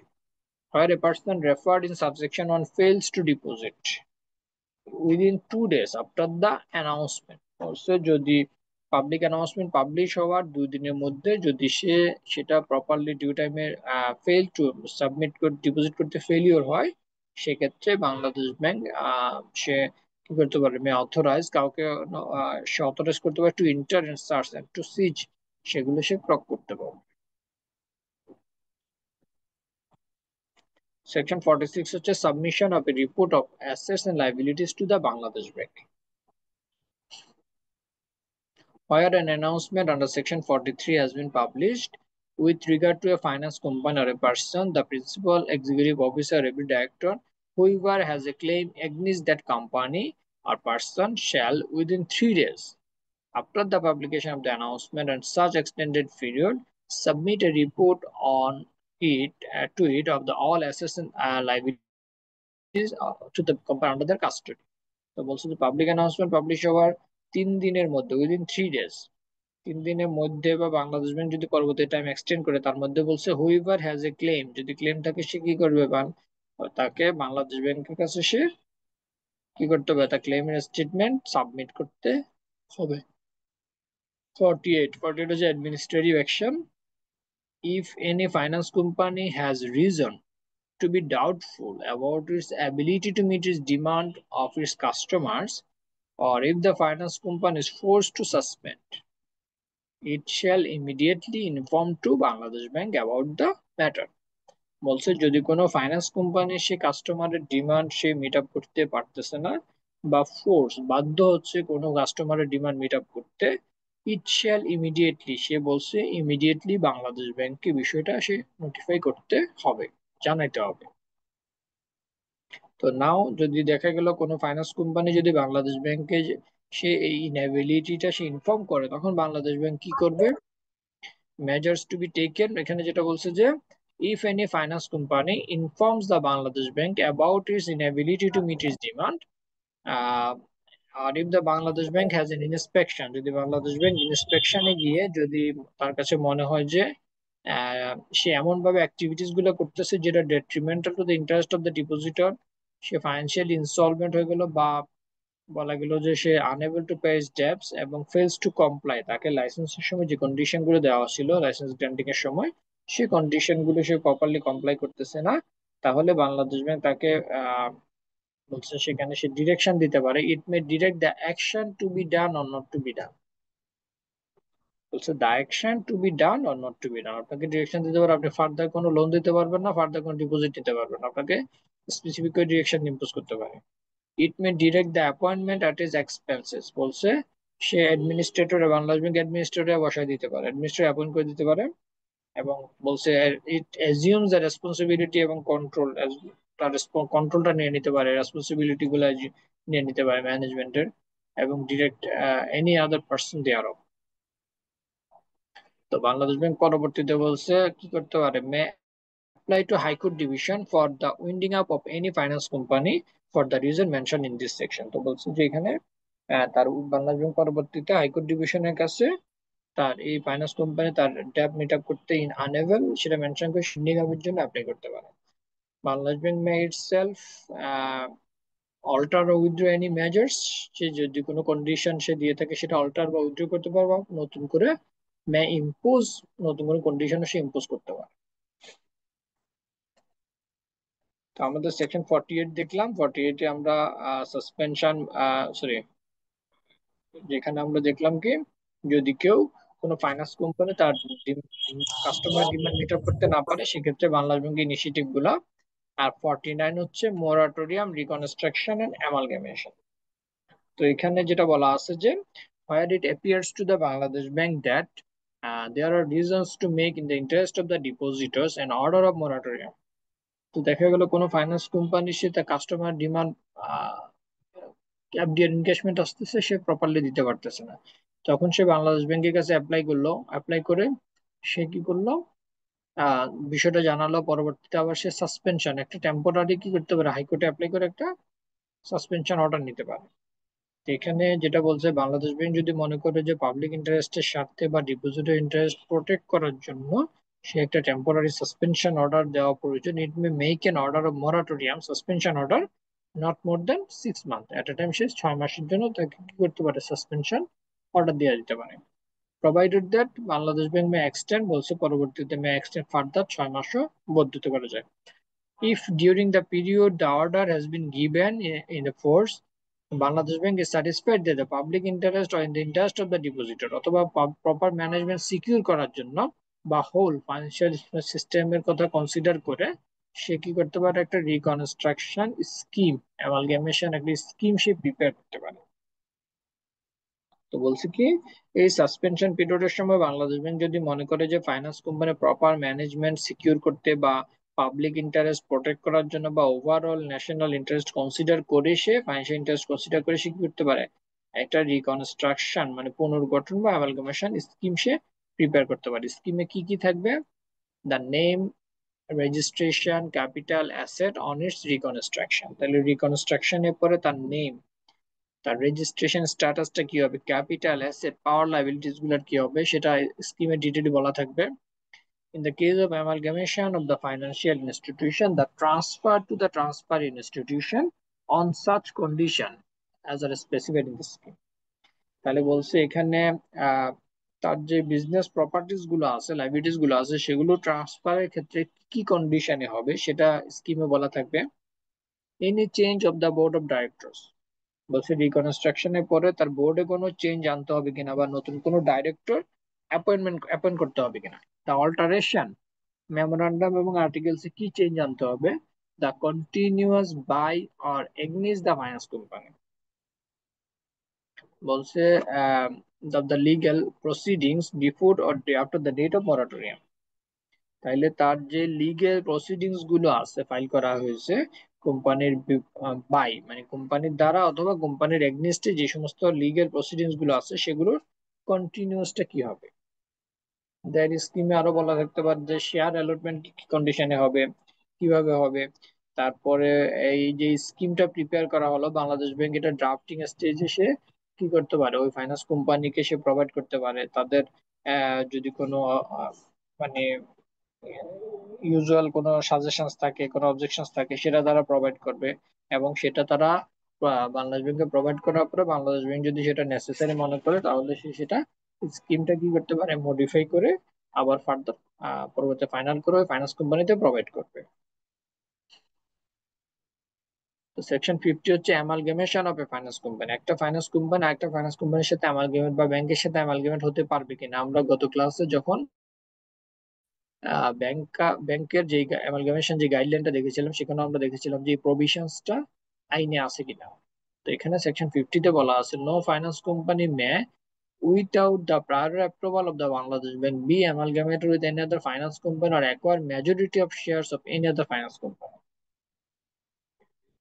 তাহলে বলছি যে কোন ফাইন্যান্স কোম্পানি আপনি বাংলাদেশ ব্যাংকের প্রায়র অ্যাপ্রুভাল ছাড়া সে কি করতে পারবে না, অন্য কোনো ফাইন্যান্স কোম্পানির সাথে অ্যামালগেমেট হতে হওয়া বা কোনো ফাইন্যান্স কোম্পানির মেজরিটি শেয়ার সে অ্যাকোয়ার করতে পারবে না। সেকশন 51 হচ্ছে winding up of finance company by the Court Division. Um, if, in the opinion of the Bangladesh Bank, that finance company is unable to pay its debts, it may make an application after, যেটা আমরা আগের সেকশনটা তো দেখেছি যে কি করতে পারে বাংলাদেশ ব্যাংক যদি দেখে যে কোনো ফাইন্যান্স কোম্পানি তার ডেbt মিটাবের জন্য সে আনএবল, সে গভর্নমেন্টের প্রায়র অ্যাপ্রুভাল নিয়ে সে কি করতে পারবে, হাইকোর্ট ডিভিশনের কাছে ওই ফাইন্যান্স কোম্পানির উইন্ডিং আপের জন্য অ্যাপ্লাই করতে পারবে আন্ডার সেকশন 51। তো অ্যাপয়েন্টমেন্ট উইন্ডিং আপের অ্যাপ্লাই করার পরে বলছে যে the Bangladesh bank applies to the high court division two appoint A qualified person. তখন সে কি করতে পারে, যে অফিসিয়াল লিকুইডিটর হিসেবে একজন কোয়ালিফাইড পারসনকে অ্যাপয়েন্টমেন্টের জন্য হাইকোর্ট ডিভিশনে অ্যাপ্লাই করবে। Restrictions on voluntary winding up section 53। 53 তে বলছে যে no finance company voluntarily owned up unless the Bangladesh Bank certifies in writing that the company is able to pay full of its debts to its customer creditors। তো section 53 অনুযায়ী কোনো finance company সে voluntarily winding up করতে পারবে না যতক্ষণ পর্যন্ত Bangladesh bank in written লিখিত তাকে সার্টিফাই না করবে যে সে তার ডেপ্ট মিট আপ করতে সক্ষম। এরপর আসেন সেকশন 54। আমরা 54 55 হচ্ছে পানিশমেন্ট, কিছু পেনাল্টি নিয়ে আর অল্প কিছু সেকশন আছে, এগুলো দেখে আমরা কিছু পাস্ট কোশ্চেন সলভ করব আমাদের ফাইন্যান্স কোম্পানি অ্যাক্টের। এরপর আমরা ইনশাল্লাহ ক্লাসটা শেষ করব। তো 54 এ যেটা বলছে restrictions notwithstanding anything content in any other act, অন্য কোনো আইনে যা কিছু বলা থাকুক না কেন, the high court division shall not sanction any compromise arrangement. বলছে যে হাইকোর্ট ডিভিশন ফাইন্যান্স কোম্পানি বা তার ক্রেডিটরদের মধ্যে যদি কোনো কম্প্রোমাইজ বা অ্যারেঞ্জমেন্ট আসে, যেটা সে কি করতে পারবে, সে করবে না, সে অ্যাপ্রুভ করবে না যতক্ষণ পর্যন্ত বাংলাদেশ ব্যাংকের কাছে মনে হবে এই যে কম্প্রোমাইজটা, যেটা যে অ্যারেঞ্জমেন্টটা গেছে, যেটা পাবলিক ইন্টারেস্টের জন্য, পাবলিক ইন্টারেস্ট এগনিস্টে হয় নাই বা পাবলিক ইন্টারেস্টের জন্য হার্মফুল না, তাহলে তখন পর্যন্ত সে কি করবে না, এই ধরনের কোনো অ্যারেঞ্জমেন্ট সে অ্যাপ্রুভ করবে না। এবার আসেন 55, সেকশন 55 হচ্ছে আমরা এতক্ষণ পর্যন্ত যেই সেকশন গুলো বললাম 54 পর্যন্ত, এই টোটাল সেকশন গুলো যে রিকোয়ারমেন্ট, আইনের যে রিকোয়ারমেন্ট আছে, সেটা যদি সে কেউ নন কমপ্লায়েন্স, সেটা যদি কমপ্লাই না করে, সেই রিলেটেড অফেন্সেস এবং তার ফাইন পেনাল্টিটা কি হবে, যেটা আমাদের সেকশন 55 এবং 58 এই দুইটা সেকশনে বলা আছে। 55 এ মূলত মনিটারি ফাইন, আর 58 এ হচ্ছে কিছু ইমপ্রাইজনমেন্ট বা আদার কিছু পানিশমেন্টের কথা বলা আছে। তো প্রথম 55 এর ওয়ানে যেটা বলছে যে punishment for not complying with the condition of the licence. তাহলে আমরা ওই যে সেকশন 4 এর কন্ডিশন, লাইসেন্সের কন্ডিশন গুলো দেখেছিলাম, আমরা গত ক্লাসে একটা প্র্যাকটিক্যাল একটা ফাইন্যান্স কোম্পানির স্যাম্পল দেখিয়েছিলাম যে কি কি কন্ডিশন দিতে পারে। যদি কন্ডিশন গুলো যদি কেউ কমপ্লাই না করে, সেক্ষেত্রে বলছে যে কি করতে পারি, if any person fails to comply with any condition of the license granted, it shall be punishable আপনার মিনিমাম 10 লাখ এবং ম্যাক্সিমাম 50 লাখ, 50 লাখ টাকা পর্যন্ত আপনাকে কি করতে পারে, লাইসেন্সের কন্ডিশন যদি আপনি কমপ্লাই না করেন আপনাকে ফাইন করতে পারে। আর ইন এডিশন বলছে ফাইন যদি কন্টিনিউ, অফেন্সটা যদি কন্টিনিউ হয়, 1 লাখ টাকা পার ডে আপনাকে ফাইন করতে পারবে। তারপর বলছে 55 এর সাবসেকশন 2 তে যে punishment for giving false information, আপনি রং ইনফরমেশন, ফলস ইনফরমেশন দিয়ে আপনি লাইসেন্স নিয়েছেন, সেক্ষেত্রে বলছে 20 লাখ থেকে 1 কোটি টাকা আপনাকে ফাইন করতে পারে। থার্ড পয়েন্ট বলছে যে punishment for falsely introducing NSF, কেউ ফাইন্যান্সিয়াল ইনস্টিটিউশন না, তবুও সে লোন নিচ্ছে, ডিপোজিট ডিপোজিট নিচ্ছে, লোন দিচ্ছে, সেক্ষেত্রে বলছে যে আপনাকে কি করতে পারে, 5 লাখ থেকে 50 লাখ টাকা পর্যন্ত আপনাকে ফাইন করতে পারে। পানিশমেন্ট ফর কন্ট্রাভেনশন সেকশন 6 এ আমরা নতুন কোনো ব্রাঞ্চ ওপেনিং বা ট্রান্সফার বা চেঞ্জের ক্ষেত্রে আমরা যে বাংলাদেশ ব্যাংকে প্রায়োর অ্যাপ্রুভাল নিতে হয়, যে কন্ডিশনটা আছে, সেটা যদি কেউ না করে কোনো ফাইন্যান্স কোম্পানি, সেক্ষেত্রে বলছে 5 লাখ থেকে 25 লাখ টাকা পর্যন্ত আপনাকে বাংলাদেশ ব্যাংক ফাইন ইম্পোজ করতে পারে, পেনাল্টি দিতে পারে। তারপর 5 বলছে punishment for failure to maintain liquid asset.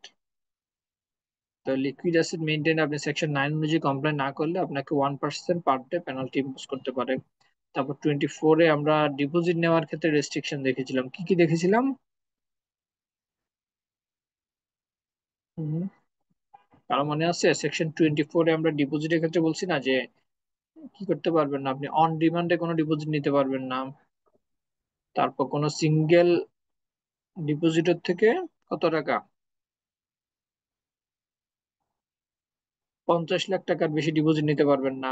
Joint নেমে আপনি 1 কোটি টাকার উপর ডিপোজিট নিতে পারবেন না। যে রেস্ট্রিকশন গুলো আমাদের সেকশন কবে কোথায় দেখছি, 24 দেখেছি, সেটা যদি সে কেউ কমপ্লাই না করে, সেক্ষেত্রে বলছে যে আপনাকে মিনিমাম 10 লাখ অথবা twice the amount which is higher, আপনাকে কি করতে পারে, বাংলাদেশ ব্যাংক ফাইন ইম্পোজ করতে পারে। 7 বলছে যে punishment for contravention of the provision of section 25 এর লোন বা অ্যাডভান্স দেওয়ার ক্ষেত্রে যে রেস্ট্রিকশন গুলো দেখেছি, যে আনসিকিউরড কোনো লোন দেওয়া যাবে না, কোনো প্রকার কোলাটারাল আর ডাইরেক্টরের এই যে প্রতিষ্ঠানে যে লোন গুলো দেওয়া, সেগুলো দেওয়া যাবে না। তো সেগুলো যদি কমপ্লাই না করে, সেক্ষেত্রে বলছে যে 10 লাখ, 10 লাখ থেকে আপনার লোনের outstanding amount whichever is higher, সেটা আপনাকে বাংলাদেশ ব্যাংক কি করতে পারে, ফাইন ইম্পোজ করতে পারে। সেকশন 8 হচ্ছে যদি আপনি ফাইন্যান্সিয়াল স্টেটমেন্টে কোনো আনট্রু স্টেটমেন্ট, কোনো ফলস স্টেটমেন্ট দিয়ে থাকে, ফাইন্যান্সিয়াল স্টেটমেন্ট তৈরি করে থাকেন, সেক্ষেত্রে আপনি কি করতে পারেন বলছে, বা কোনো ইনফরমেশন যেগুলো বাংলাদেশ ব্যাংক আপনাকে দিয়েছে সেটা আপনি যদি কোনো ডেস্ট্রয় করেন, মিনিমাম 10 লাখ থেকে 50 লাখ টাকা ফাইন ইম্পোজ করতে পারেন। 9 বলছে যে punishment for not complying with the condition regarding wilful defaulter, wilful loan ডিফল্টারের ক্ষেত্রে আমরা যেটা দেখেছি যে আপনাকে স্টেটমেন্ট প্রপারলি পাঠানো, আপনি যদি প্রপারলি কাউকে উইলফুল লোন ডিফল্টার বা আপনি তাকে প্রপারলি অ্যাড্রেস করেননি, সেক্ষেত্রে বাংলাদেশ ব্যাংক 50 লাখ থেকে 1 কোটি টাকা বা পার ডে 1 লাখ টাকা ফাইন করতে পারে আন্ডার সেকশন 55 এর সাবসেকশন 9 অনুযায়ী। পানিশমেন্ট বা contravention of the provision of section 31, interest ওয়েভারের ক্ষেত্রে যেটা বলছিলাম, বাংলাদেশ ব্যাংক থেকে যে প্রায়োর পারমিশন নিতে হয় কোনো ডিরেক্টরের লোনের ইন্টারেস্ট বা কোনো ডিরেক্টর কোনো ফ্যামিলি মেম্বারের, মানে ইমিডিয়েট অথবা মানে দেখা গেলো এক্সিস্টিং অথবা পাস্ট এক্স কোনো ডিরেক্টরের, সেক্ষেত্রে যদি কেউ না করে সেক্ষেত্রে বলছে যদি যে লসটা হবে ফাইন্যান্সিয়াল লস, সে লসের টোয়াইস অ্যামাউন্ট আপনাকে ফাইন বাংলাদেশ ব্যাংক করতে পারবে। 11 বলছে punishment for failure to submit financial statement. আমার সেকশন 34 অনুযায়ী আমাকে বললাম প্রথম 3 মাসের মধ্যে আপনাকে কি করতে হয়, ফাইন্যান্সিয়াল স্টেটমেন্ট সাবমিট করতে হয় ইয়ার এন্ডের। আপনি যদি টাইম এক্সটেনশন মানে যদি ডিউ টাইম অডিট না কমপ্লিট না হয়, টাইম এক্সটেনশন যে আপনি ফার্দার আরো 3 মাস পর্যন্ত সময় নিতে পারেন। যদি আপনি সেটা টাইম এক্সটেনশন না নেন বা আপনি যদি জুনের মাসের মধ্যে অডিটের ফাইন্যান্সিয়াল স্টেটমেন্ট বাংলাদেশ ব্যাংকে সাবমিট করতে না পারেন, সেক্ষেত্রে বলছে 10,000 টাকা for every day, per day আপনাকে বাংলাদেশ ব্যাংক ফাইন করতে পারে। 12 হচ্ছে failure punishment failure to produce. আচ্ছা, এখানে আমি ফাইন্যান্সিয়াল স্টেটমেন্ট সাবমিশন নিয়ে একটু এডিশনাল একটু বলি। যেটা গেল দেখা গেল যে আমাদের, আমি বলছি যে প্রথম ফাইন্যান্সিয়াল স্টেটমেন্টের টাইম লাইন হচ্ছে প্রথম আমাকে 3 মাসের ভিতরে সাবমিট করতে হয়, 31 মার্চের ভিতরে। আর আপনি বাংলাদেশ ব্যাংক থেকে পারমিশন নিলেন 30 জুন পর্যন্ত, বাংলাদেশ ব্যাংকে আপনাকে 3 মাসের সময় দিল 30 জুন পর্যন্ত। তো আপনি জুনের ভিতরে আপনি দেখা গেল যে জুলাই মাসের 10 তারিখে আপনি financial statement complete audit complete করে আপনি বাংলাদেশ ব্যাংকে সাবমিট করছেন। তো আপনি অ্যাজ এ লিস্টেড ধরলাম ফাইন্যান্স, মানে লিস্টেড ফাইন্যান্স কোম্পানি। তো লিস্টিং অনুযায়ী আমরা যখন সিকিউরিটিস ল পড়বো তখন কিন্তু আমাকে ফাইন্যান্সিয়াল স্টেটমেন্ট সাবমিট করতে হয় 120 দিনের মধ্যে। 120 ডেজ এর মধ্যে আপনি অডিট করে পরবর্তী 14 দিনের মধ্যে আপনি কি করতে হয়, রেগুলেটরদের কাছে ফাইন্যান্সিয়াল স্টেটমেন্ট পাঠাইতে হয়। তো দেখা গেল কোনো লিস্টেড ফাইন্যান্স কোম্পানি সে জুলাই মাসে গিয়ে ফাইন্যান্সিয়াল স্টেটমেন্ট সাবমিট করছে, তখন তার কি হবে, তখন হচ্ছে as per finance company Bangladesh bank আপনাকে কি করতে পারে, পার ডে 10,000 করে জরিমানা করতে পারে। আবার সিকিউরিটিস ল ভায়োলেটের কারণে লিস্টেড এর ক্ষেত্রে আপনাকে বিসেক কি করতে পারে, পার ডে 5,000 টাকা করে পার ডে ফাইন আপনাকে ফাইন ইম্পোজ করতে পারে। তো আমরা সিকিউরিটিস ল যখন করবো তখন দেখবেন যে এই যে 120 ডেজ এবং 14 ডেজ যে কথাগুলো বললাম সেটা আমরা ওই সিকিউরিটিস ল পড়ার সময় পাবো। তারপর আসেন সেকশন 12। 12 হচ্ছে কোনো ফাইন্যান্স কোম্পানি সেকশন 36 অনুযায়ী ইনভেস্টিগেশনের সময় যে বুকস অফ অ্যাকাউন্টস ডকুমেন্ট সেগুলো যদি ইনভেস্টিগেশনের সময় প্রপারলি দেখাতে না পারে বা ফেলিওর হয়, সেক্ষেত্রে বলছে মিনিমাম 50,000 এবং ম্যাক্সিমাম 3 লাখ টাকা ফাইন করতে পারে, এবং সেটা যদি কন্টিনিউ হয় সেক্ষেত্রে 5,000 থেকে 25,000 টাকা পর্যন্ত per day penalty Bangladesh bank impose করতে পারে।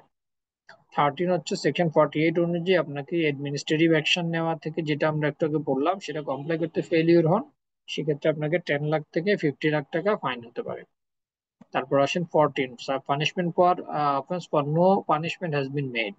তা আপনার দেখা গেল যেটা এই আইনে বলা নাই, আদারের ক্ষেত্রে অন্য যে কোনো অফেন্স হলে সেক্ষেত্রে আপনাকে 3 লাখ থেকে 15 লাখ টাকা বাংলাদেশ ব্যাংক ফাইন করতে পারে। তো 58 যেটা বললাম এটা হচ্ছে মূলত এই যে হোল্ডিং উইদাউট হোল্ডিং লাইসেন্স, যেটা আমরা এখানে মনিটরি ফান্ডে যে 7 বছরের ইমপ্রাইজনমেন্ট হতে পারে, এক্সটেন্ড টু 1 কোটি টাকা, ফলস ইনফরমেশন নিলে 7 ইয়ার্স, এটা হলো ইমপ্রাইজনমেন্ট নিয়ে। তো নাও আসেন আরেকটা ইম্পর্টেন্ট, সেটা হচ্ছে আমাদের সেকশন 61 62। 61টা হচ্ছে আমরা ব্যাংকের ক্ষেত্রে যে নমিনি যেটা পড়ছিলাম এই গত ক্লাসে, এটাও সেম, যে যদি হয় an individual has or several persons have jointly deposited money with a finance company in his or in their name, বলছে may separately or as the may group of depositors may jointly কি করতে পারে, সে choose a person, কাউকে nominate করে গেল, in the event of his death the deposited money যাকে shall be given, যাকে দেওয়া হবে সেকশন 61 অনুযায়ী সেটা আপনাকে নমিনেট করে গেল। আর 62 হচ্ছে আনক্লেমড অ্যাসেট এন্ড ভ্যালুয়েবলস। তো এটা সম্পর্কে আমি একটা এক্সাম্পল দেই।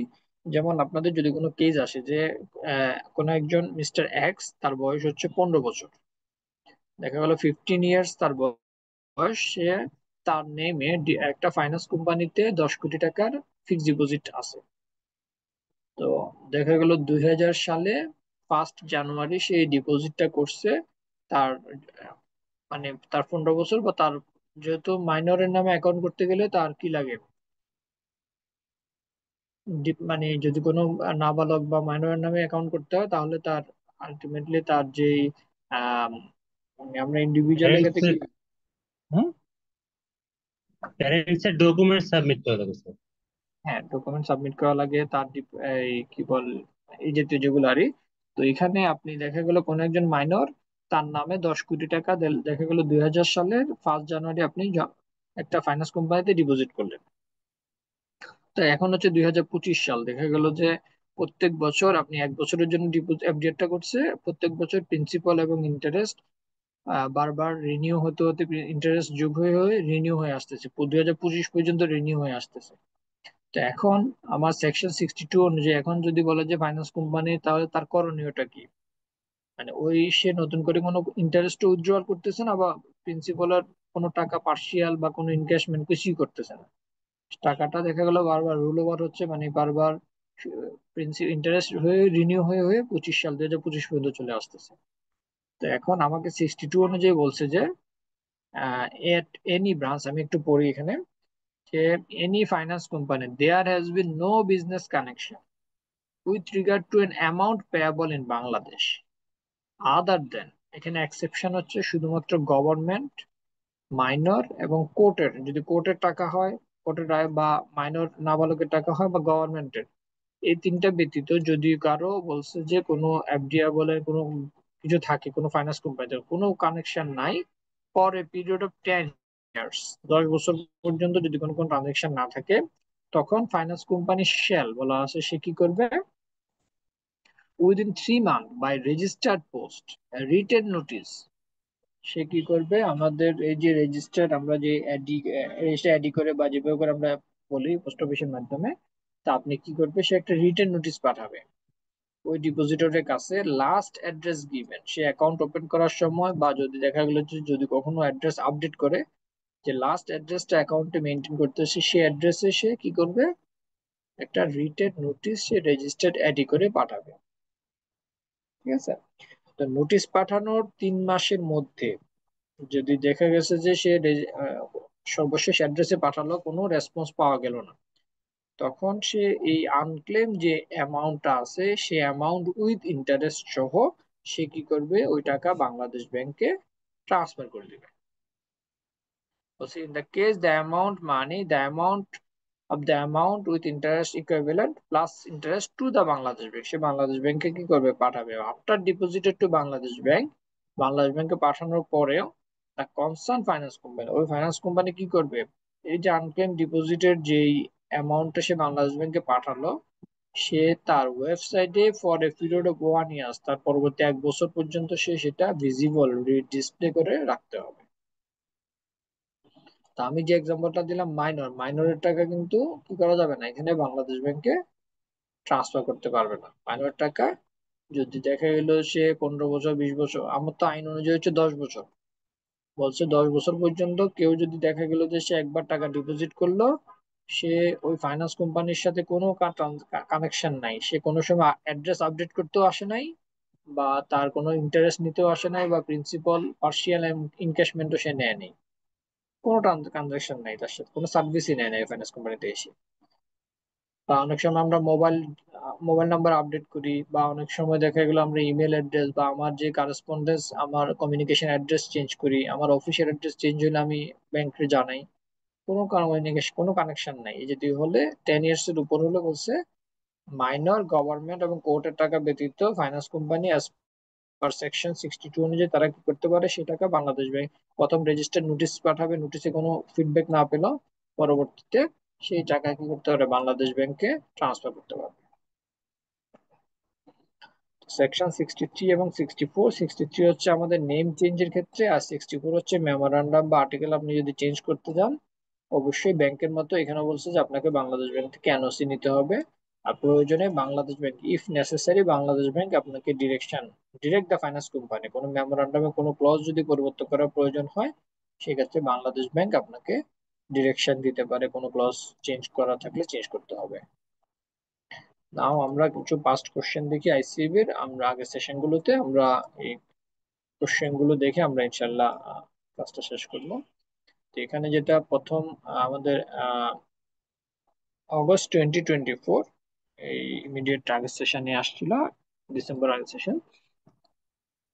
আমরা প্রথমে আমরা বলছি রিকোয়ারমেন্টটা পড়ি, যে রিকোয়ারমেন্টটা কি আসছে কোশ্চেনে, যে in light of the finance company act 2023 you are required to advise the board on holding of shares by the group. তাহলে ফাইন্যান্স কোম্পানি আমরা যেটা আইনটা পড়লাম বলছে সে অনুযায়ী আপনাকে কি করতে হবে, গ্রুপের শেয়ার হোল্ডিং নিয়ে আপনাকে বোর্ডকে অ্যাডভাইস করতে হবে গ্রুপের share holding, number of directors nominated by the group, একটা গ্রুপ থেকে কতজন ডাইরেক্টর অ্যাপয়েন্ট হতে পারবে, tenure of directorship of the company, requirement of independent director in the company, if you observe any non-compliances how would you suggest এবং what are the consequences, যে নন কমপ্লায়েন্সের কনসিকুয়েন্সটা finance কোম্পানিতে কি হবে।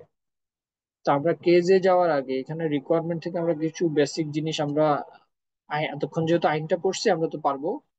প্রথম বলছে holding of shares by the group, তাহলে কত, মানে একটা গ্রুপ কত পার্সেন্ট পর্যন্ত শেয়ার হোল্ড করতে পারে বলছিলাম।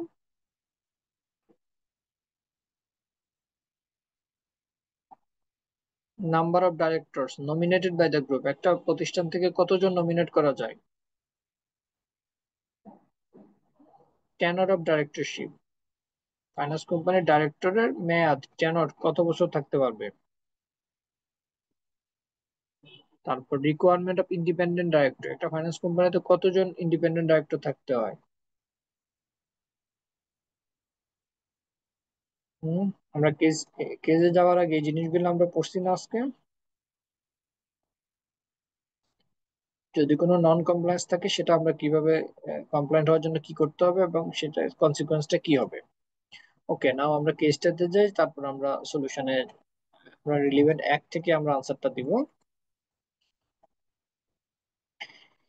FL finance PLC is a non listed finance company operating in Bangladesh. Snapshot বলা আছে এখানে, ফাইন্যান্স কোম্পানিতে যিনি চেয়ারম্যান আছেন মিস্টার এম ভুঁইয়া, তিনি হোল্ড করেন 2.75%।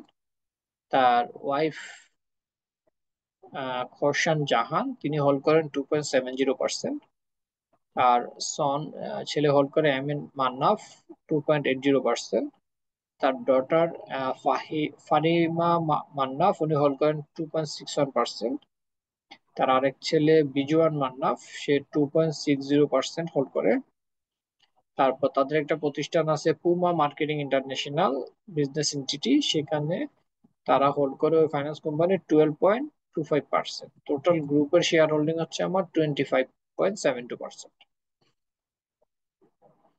এরপর বলছে mister M Bhuiyan was first appointed, আপনারা একটু জাস্ট রিকোয়ারমেন্টটা মাথায় রেখে আপনারা আমি যেগুলো বলতেছি এগুলো একটু খেয়াল করেন, তাহলে আপনাদের কোশ্চেন রিড আউট, কিন্তু এটা কিন্তু প্র্যাকটিস, আপনি যত বেশি প্র্যাকটিস করবেন আপনার পরীক্ষার হলে দেখবেন যে আপনি তত ইজিলি কোশ্চেনের এই যে ইনফরমেশন শর্ট আউট করা, ইজিলি ধরতে পারা যে আমার রিকোয়ারমেন্টটা কি, এটা কিন্তু ইজিলি পারবেন, সেই জন্য বারবার প্র্যাকটিস করতে হবে।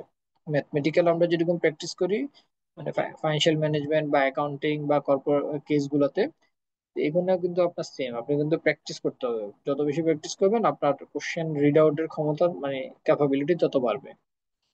তো mister M Bhuiyan was first appointed 30 এপ্রিলে, সে প্রথম ডিরেক্টর হিসেবে অ্যাপয়েন্টমেন্ট হয়েছে। অ্যান্ড হিজ লাস্ট অ্যাপয়েন্টমেন্ট হচ্ছে 30 সেপ্টেম্বর 2021। থ্রু আউট দ্য ইয়ার 2001 থেকে 2021 he has been, as per company আইন অনুযায়ী সে 1/3 রিটায়ার্ড এন্ড রিইলেক্ট হচ্ছে। Mister Bijon Mannaf is a director nominated by Puma marketing, একটা তাদের বিজনেস ইনস্টিটিউট থেকে সে নমিনেটেড হয়েছে। All of his family members are also the directors of Puma marketing, তাহলে তার সমস্ত ফ্যামিলি মেম্বাররা কিন্তু পুমা মার্কেটিং এর ডিরেক্টর হিসেবে আছে।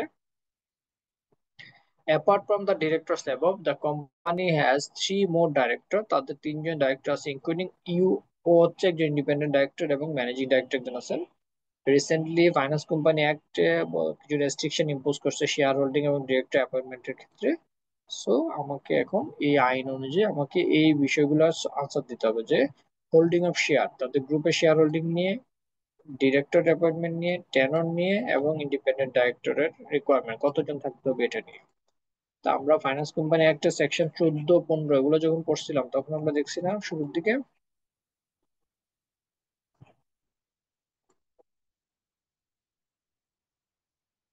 এই যে দেখেন প্রথম বলছে board of directors of a finance company, maximum director of a finance company আর 15 ইনক্লুডিং 2 ইন্ডিপেন্ডেন্ট ডাইরেক্টরস। তাহলে আমরা তো এখানে একটা আনসার পেয়ে গেলাম যে রিকোয়ারমেন্ট অফ ইন্ডিপেন্ডেন্ট ডাইরেক্টর কতজন। 15 জন। না, টোটাল ডাইরেক্টর 15 জন, আমার ইন্ডিপেন্ডেন্ট হচ্ছে মিনিমাম 2। ঠিক আছে, আমার হচ্ছে maximum director of a finance company, একটা ফাইন্যান্স কোম্পানিতে ম্যাক্সিমাম ডাইরেক্টর থাকতে পারবে 15 জন, তার মধ্যে 2 জন হচ্ছে ইন্ডিপেন্ডেন্ট ডাইরেক্টর। তাহলে একটা একটা আনসার পেয়ে গেছি।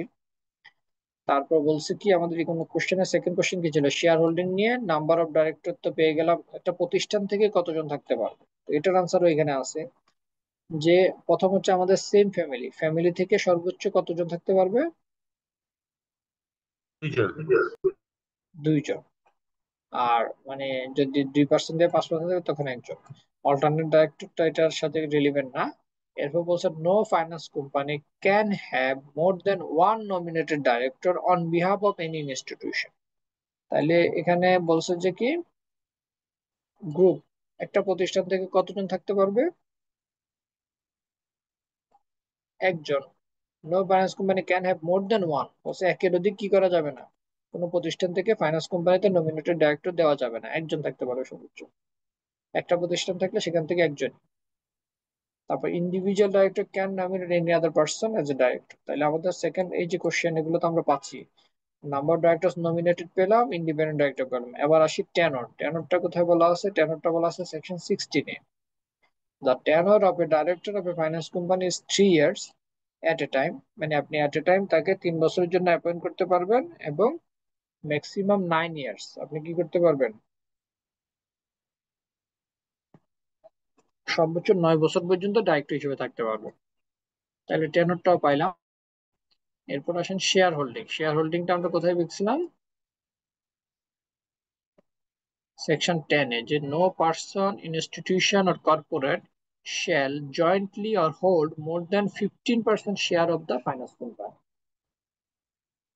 তাহলে কোনো ব্যক্তি সে নিজের নামে হোক বা প্রতিষ্ঠানের নামে হোক বা অন্য কোনো কর্পোরেশনের নামে হোক কি করতে পারবে না, ফাইন্যান্স কোম্পানির 15%-এর বেশি শেয়ার সে ডিরেক্টলি বা ইনডিরেক্টলি হোল্ড করতে পারবে না। তাহলে আমরা এখানে শেয়ার হোল্ডিং এর পজিশনটাও জানলাম। এবার আসেন আমরা কেসটা কিভাবে সলভ করবো। তাহলে আমরা আইন কি জানি, আইন অনুযায়ী শেয়ার হোল্ডিং হচ্ছে ম্যাক্সিমাম 15%। একটা গ্রুপ, একটা প্রতিষ্ঠান থেকে সর্বোচ্চ একজন অ্যাপয়েন্ট করা যাবে। ডাইরেক্টরের টেনর হচ্ছে 3 বছর করে, 3 টার্ম 9 বছর। আর ইন্ডিপেন্ডেন্ট ডাইরেক্টর লাগবে আমার মিনিমাম 2 জন, আর বোর্ডে সর্বোচ্চ হচ্ছে 15 জন ডাইরেক্টর থাকতে পারবে। তা আমি আইন জানলাম, এবার আমি কেসটা সলভ করি। এখানে আসেন চেয়ারম্যান, সে 2.75% হোল্ড করে, কোনো সমস্যা নাই। ওয়াইফ হোল্ড করে 2.70%, ওকে সেটা হোল্ড করতে পারে, বাট তারা এই যে ডিরেক্টর হিসেবে আছে, তাইলে ফ্যামিলি থেকে সর্বোচ্চ কতজন থাকতে পারবে, হুম, দুইজন। 2 জন। তাহলে এখানে এই যে 3 5 জন আছে, এখানে নন কমপ্লায়েন্স হলো না, সে তার ওয়াইফ সন ডটার মিলে টোটাল 5 জন না। তাহলে আমি এখানে আনসার দিতে হবে যে অ্যাজ পার আমাকে আইন অনুযায়ী সর্বোচ্চ ফ্যামিলি থেকে 2 জন থাকতে পারবে ডিরেক্টর, সো এখানে নন কমপ্লায়েন্স হয়েছে। তারপর মিস্টার এম ভুঁইয়া, সে 2001 সাল থেকে 2021 21 বছর পর্যন্ত সে ডিরেক্টর হিসেবে আছে। ডিরেক্টর হিসেবে থাকা যায় সর্বোচ্চ কত বছর, 9 years। 9 ইয়ার্স। তাহলে বলতে পারি যে মিস্টার এম ভুঁইয়াকে কি করতে হবে, ইমিডিয়েটলি রিটায়ার করতে হবে। সে রিটায়ার করে পরবর্তী 3 বছর পরে চেক টার্ম পরে কি হতে পারে, সে আবার পুনরায় রিঅ্যাপয়েন্ট হতে পারে। তাহলে তাকে চেয়ারম্যান হিসেবে তাকে কি করতে হবে, রিটায়ার করতে হবে, অন্য কাউকে চেয়ারম্যান করতে হবে। তাহলে আমাদের দুটো পেয়ে গেলাম, যে আমার ফ্যামিলি থেকে 2 জন, এবং সে কি হতে পারবে, ডিরেক্টরের তার টেনরে ম্যাক্সিমাম টেনর সে কমপ্লিট করে ফেলছে, সে এটা পারবে না। আর প্রতিষ্ঠান থেকে যদি বিজুয়াল মেসিভ সে যদি শেয়ার হোল্ডার ডাইরেক্টর হয়ে থাকে, তাহলে সে এই যে পুমা মার্কেটিং ওই প্রতিষ্ঠান থেকে, এখানে বলছে না বিজয় মাসেব হচ্ছে কি পুমা মার্কেটিং এর নমিনেটেড, তাহলে পুমা মার্কেটিং থেকে নমিনেটেড হতে পারবে না, তাহলে একজন হতে হবে। আইদার পুমা মার্কেটিং থেকে অন্য কাউকে নমিনেট করতে হবে, কারণ প্রতিষ্ঠান থেকে একজনই নমিনেট করা যায়। আর ইন্ডিপেন্ডেন্ট ডাইরেক্টরের ক্ষেত্রে বলছে কতজন থাকতে হবে, মিনিমাম 2 জন। করছি না, যে আমার ম্যাক্সিমাম ডাইরেক্টর 15 জন আর ইন্ডিপেন্ডেন্ট হচ্ছে মিনিমাম দুইজন। 2 জন। তাহলে আমরা কেসটা কি ধরতে পারছি, এইভাবে হলে আনসার দিতে পারবো না। হ্যাঁ স্যার।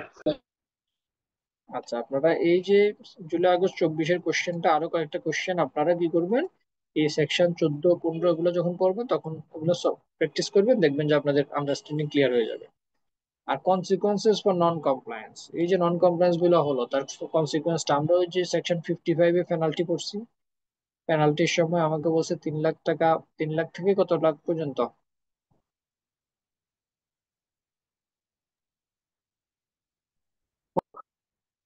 এই যে 3 লাখ থেকে 15 লাখ পর্যন্ত আমাকে কি করতে পারবে বাংলাদেশ ব্যাংক, এই নন কমপ্লায়েন্সটা যে হলো এটার জন্য ফাইন ইম্পোজ করতে পারবে। ওকে, নেক্সট আসে, নেক্সট হচ্ছে এটা আসছে আমাদের ডিসেম্বর 2023 সেশনে।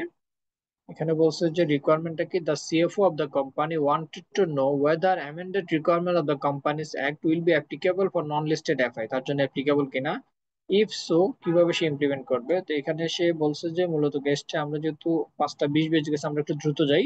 এখানে সে পিএলসি করার জন্য বলতেছে, তো এটা এফআই জন্য অ্যাপ্লিকেবল কিনা? অবশ্যই অ্যাপ্লিকেবল, যেহেতু পাবলিক লিমিটেড কোম্পানিগুলো কি করতে হয়, পিএলসি, তাদের নামের পাশে কি করতে হয়, পিএলসি দিতে হয়। তো পিএলসি করতে হলে প্রথমে বোর্ডে পাস করাইতে হবে, বোর্ডে পাস করায় জেনারেল মিটিং মানে এজিএম এ গিয়ে তারা কি করতে হবে, এজিএম না ঠিক ইজিএম এ তারা 3/4 মেজরিটি স্পেশাল রেজলিউশন নিতে হবে, নিয়ে তারা কি করবে, আরজিএসসি তে ফর্ম 8 সাবমিট করবে, রিভাইসড মেমোরান্ডাম সাবমিট করবে। এই সার্টিফিকেট কপি পেলে তারা পরবর্তীতে বাংলাদেশ ব্যাংকে ইন্টিমেশন দিতে হবে।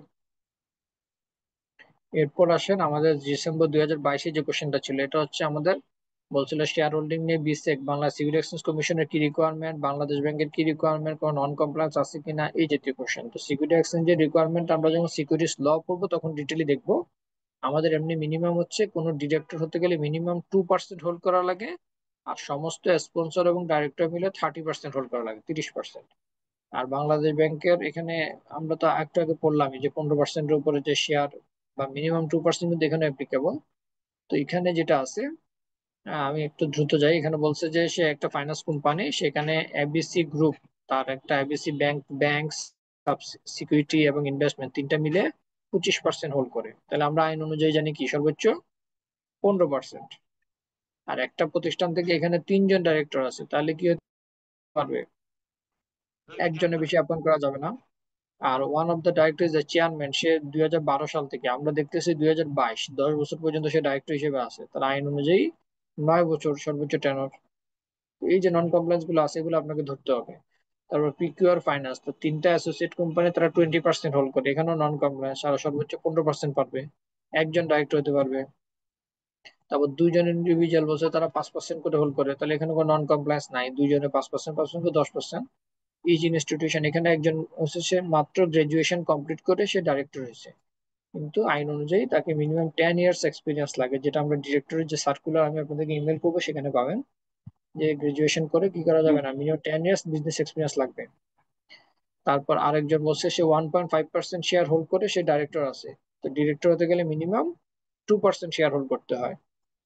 তারপর ইন্ডিপেন্ডেন্ট ডাইরেক্টর 2জন আছে, তারা 1.5% করে হোল্ড করে। তো ইন্ডিপেন্ডেন্ট ডাইরেক্টরের ক্ষেত্রে আমরা জানি যে যে কোনো শেয়ার হোল্ড করে না বা বিলো 1% শেয়ার হোল্ড করতে হবে, তাহলে এই দুজনও কিন্তু ইন্ডিপেন্ডেন্ট হচ্ছে না, নন compliance.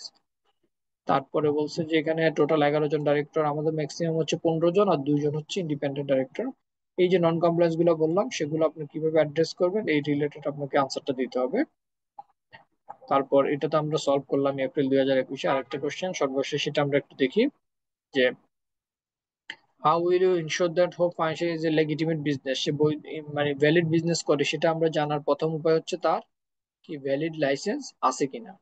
Valid licence, Bangladesh bank finance কোম্পানির লাইসেন্স দেয় কে, বাংলাদেশ ব্যাংক। তো তার ভ্যালিড লাইসেন্স আছে কিনা সেটা জানলে বুঝবো সে লেজিটিমেট বিজনেস করে কিনা। কি কি বিষয়ে লাইসেন্স দেওয়ার সময় বাংলাদেশ ব্যাংক স্যাটিসফাই হতে হবে, ওই যে ফাইন্যান্সিয়াল কন্ডিশন, ম্যানেজমেন্ট কেমন, তার আর্নিং ক্যাপাসিটি আছে কিনা, লিকুইডিটি, ফাইন্যান্সিয়াল সাউন্ড কিনা, এই বিষয়গুলো দেখে বাংলাদেশ ব্যাংক লাইসেন্স দিয়ে থাকে। তারপর বলছে যে বিজনেস রুল, ডিপোজিট নেওয়ার ক্ষেত্রে এবং লোন নেওয়ার ক্ষেত্রে কি কি রেস্ট্রিকশন, যেটা আমরা দেখছি। আর এইখানে একটা অফারের কথা বলা আছে, সেটা ফিজিবল কিনা মার্কেট সিনারিতে, সেটা আপনাকে আনসার দিতে হবে। তো এই হলো মোটামুটি আমাদের জাস্ট পাঁচ কিছু কোশ্চেন, আপনারা একটা এবং পাঁচ কোশ্চেনে যেগুলো দিলাম এগুলো আপনারা প্র্যাকটিস করেন, তাইলে আপনাদের ফাইন্যান্স কোম্পানি একটা আমাদের যে 10% মার্ক থাকে সেটা আমরা ইউজুয়ালি, এটা কিন্তু ছোট অ্যাক্ট পাবো ইনশাল্লাহ। তো ঠিক আছে, আমরা তাহলে ক্লাস শেষ করি, কারো কোনো কোশ্চেন আছে? আমার ফাইন্যান্স কোম্পানি একটা একটা প্রশ্ন আছে। ফাইন্যান্স কোম্পানি একটা বোর্ডের সাইজ যদি 15 হয়, 2জন ইন্ডিপেন্ডেন্ট ডিরেক্টর, তো 2জন সহমন্ডল। হ্যাঁ, ইনক্লুডিং বলা আছে। হ্যালো। হ্যাঁ হ্যাঁ, ইনক্লুডিং আচ্ছা, বলা তাহলে আছে তাহলে 12 চারজন স্পন্সর হবে, স্পন্সর দিয়েছো নাকি? হ্যাঁ, মানে স্পন্সর, শেয়ার হোল্ডার, নমিনেটেড, যে নামই হোক, শেয়ার হোল্ডার ডাইরেক্টর হোক বা নমিনেটেড হোক বা স্পন্সর যারাই হোক, সর্বোচ্চ 13 জন, আর 2জন হচ্ছে ইন্ডিপেন্ডেন্ট।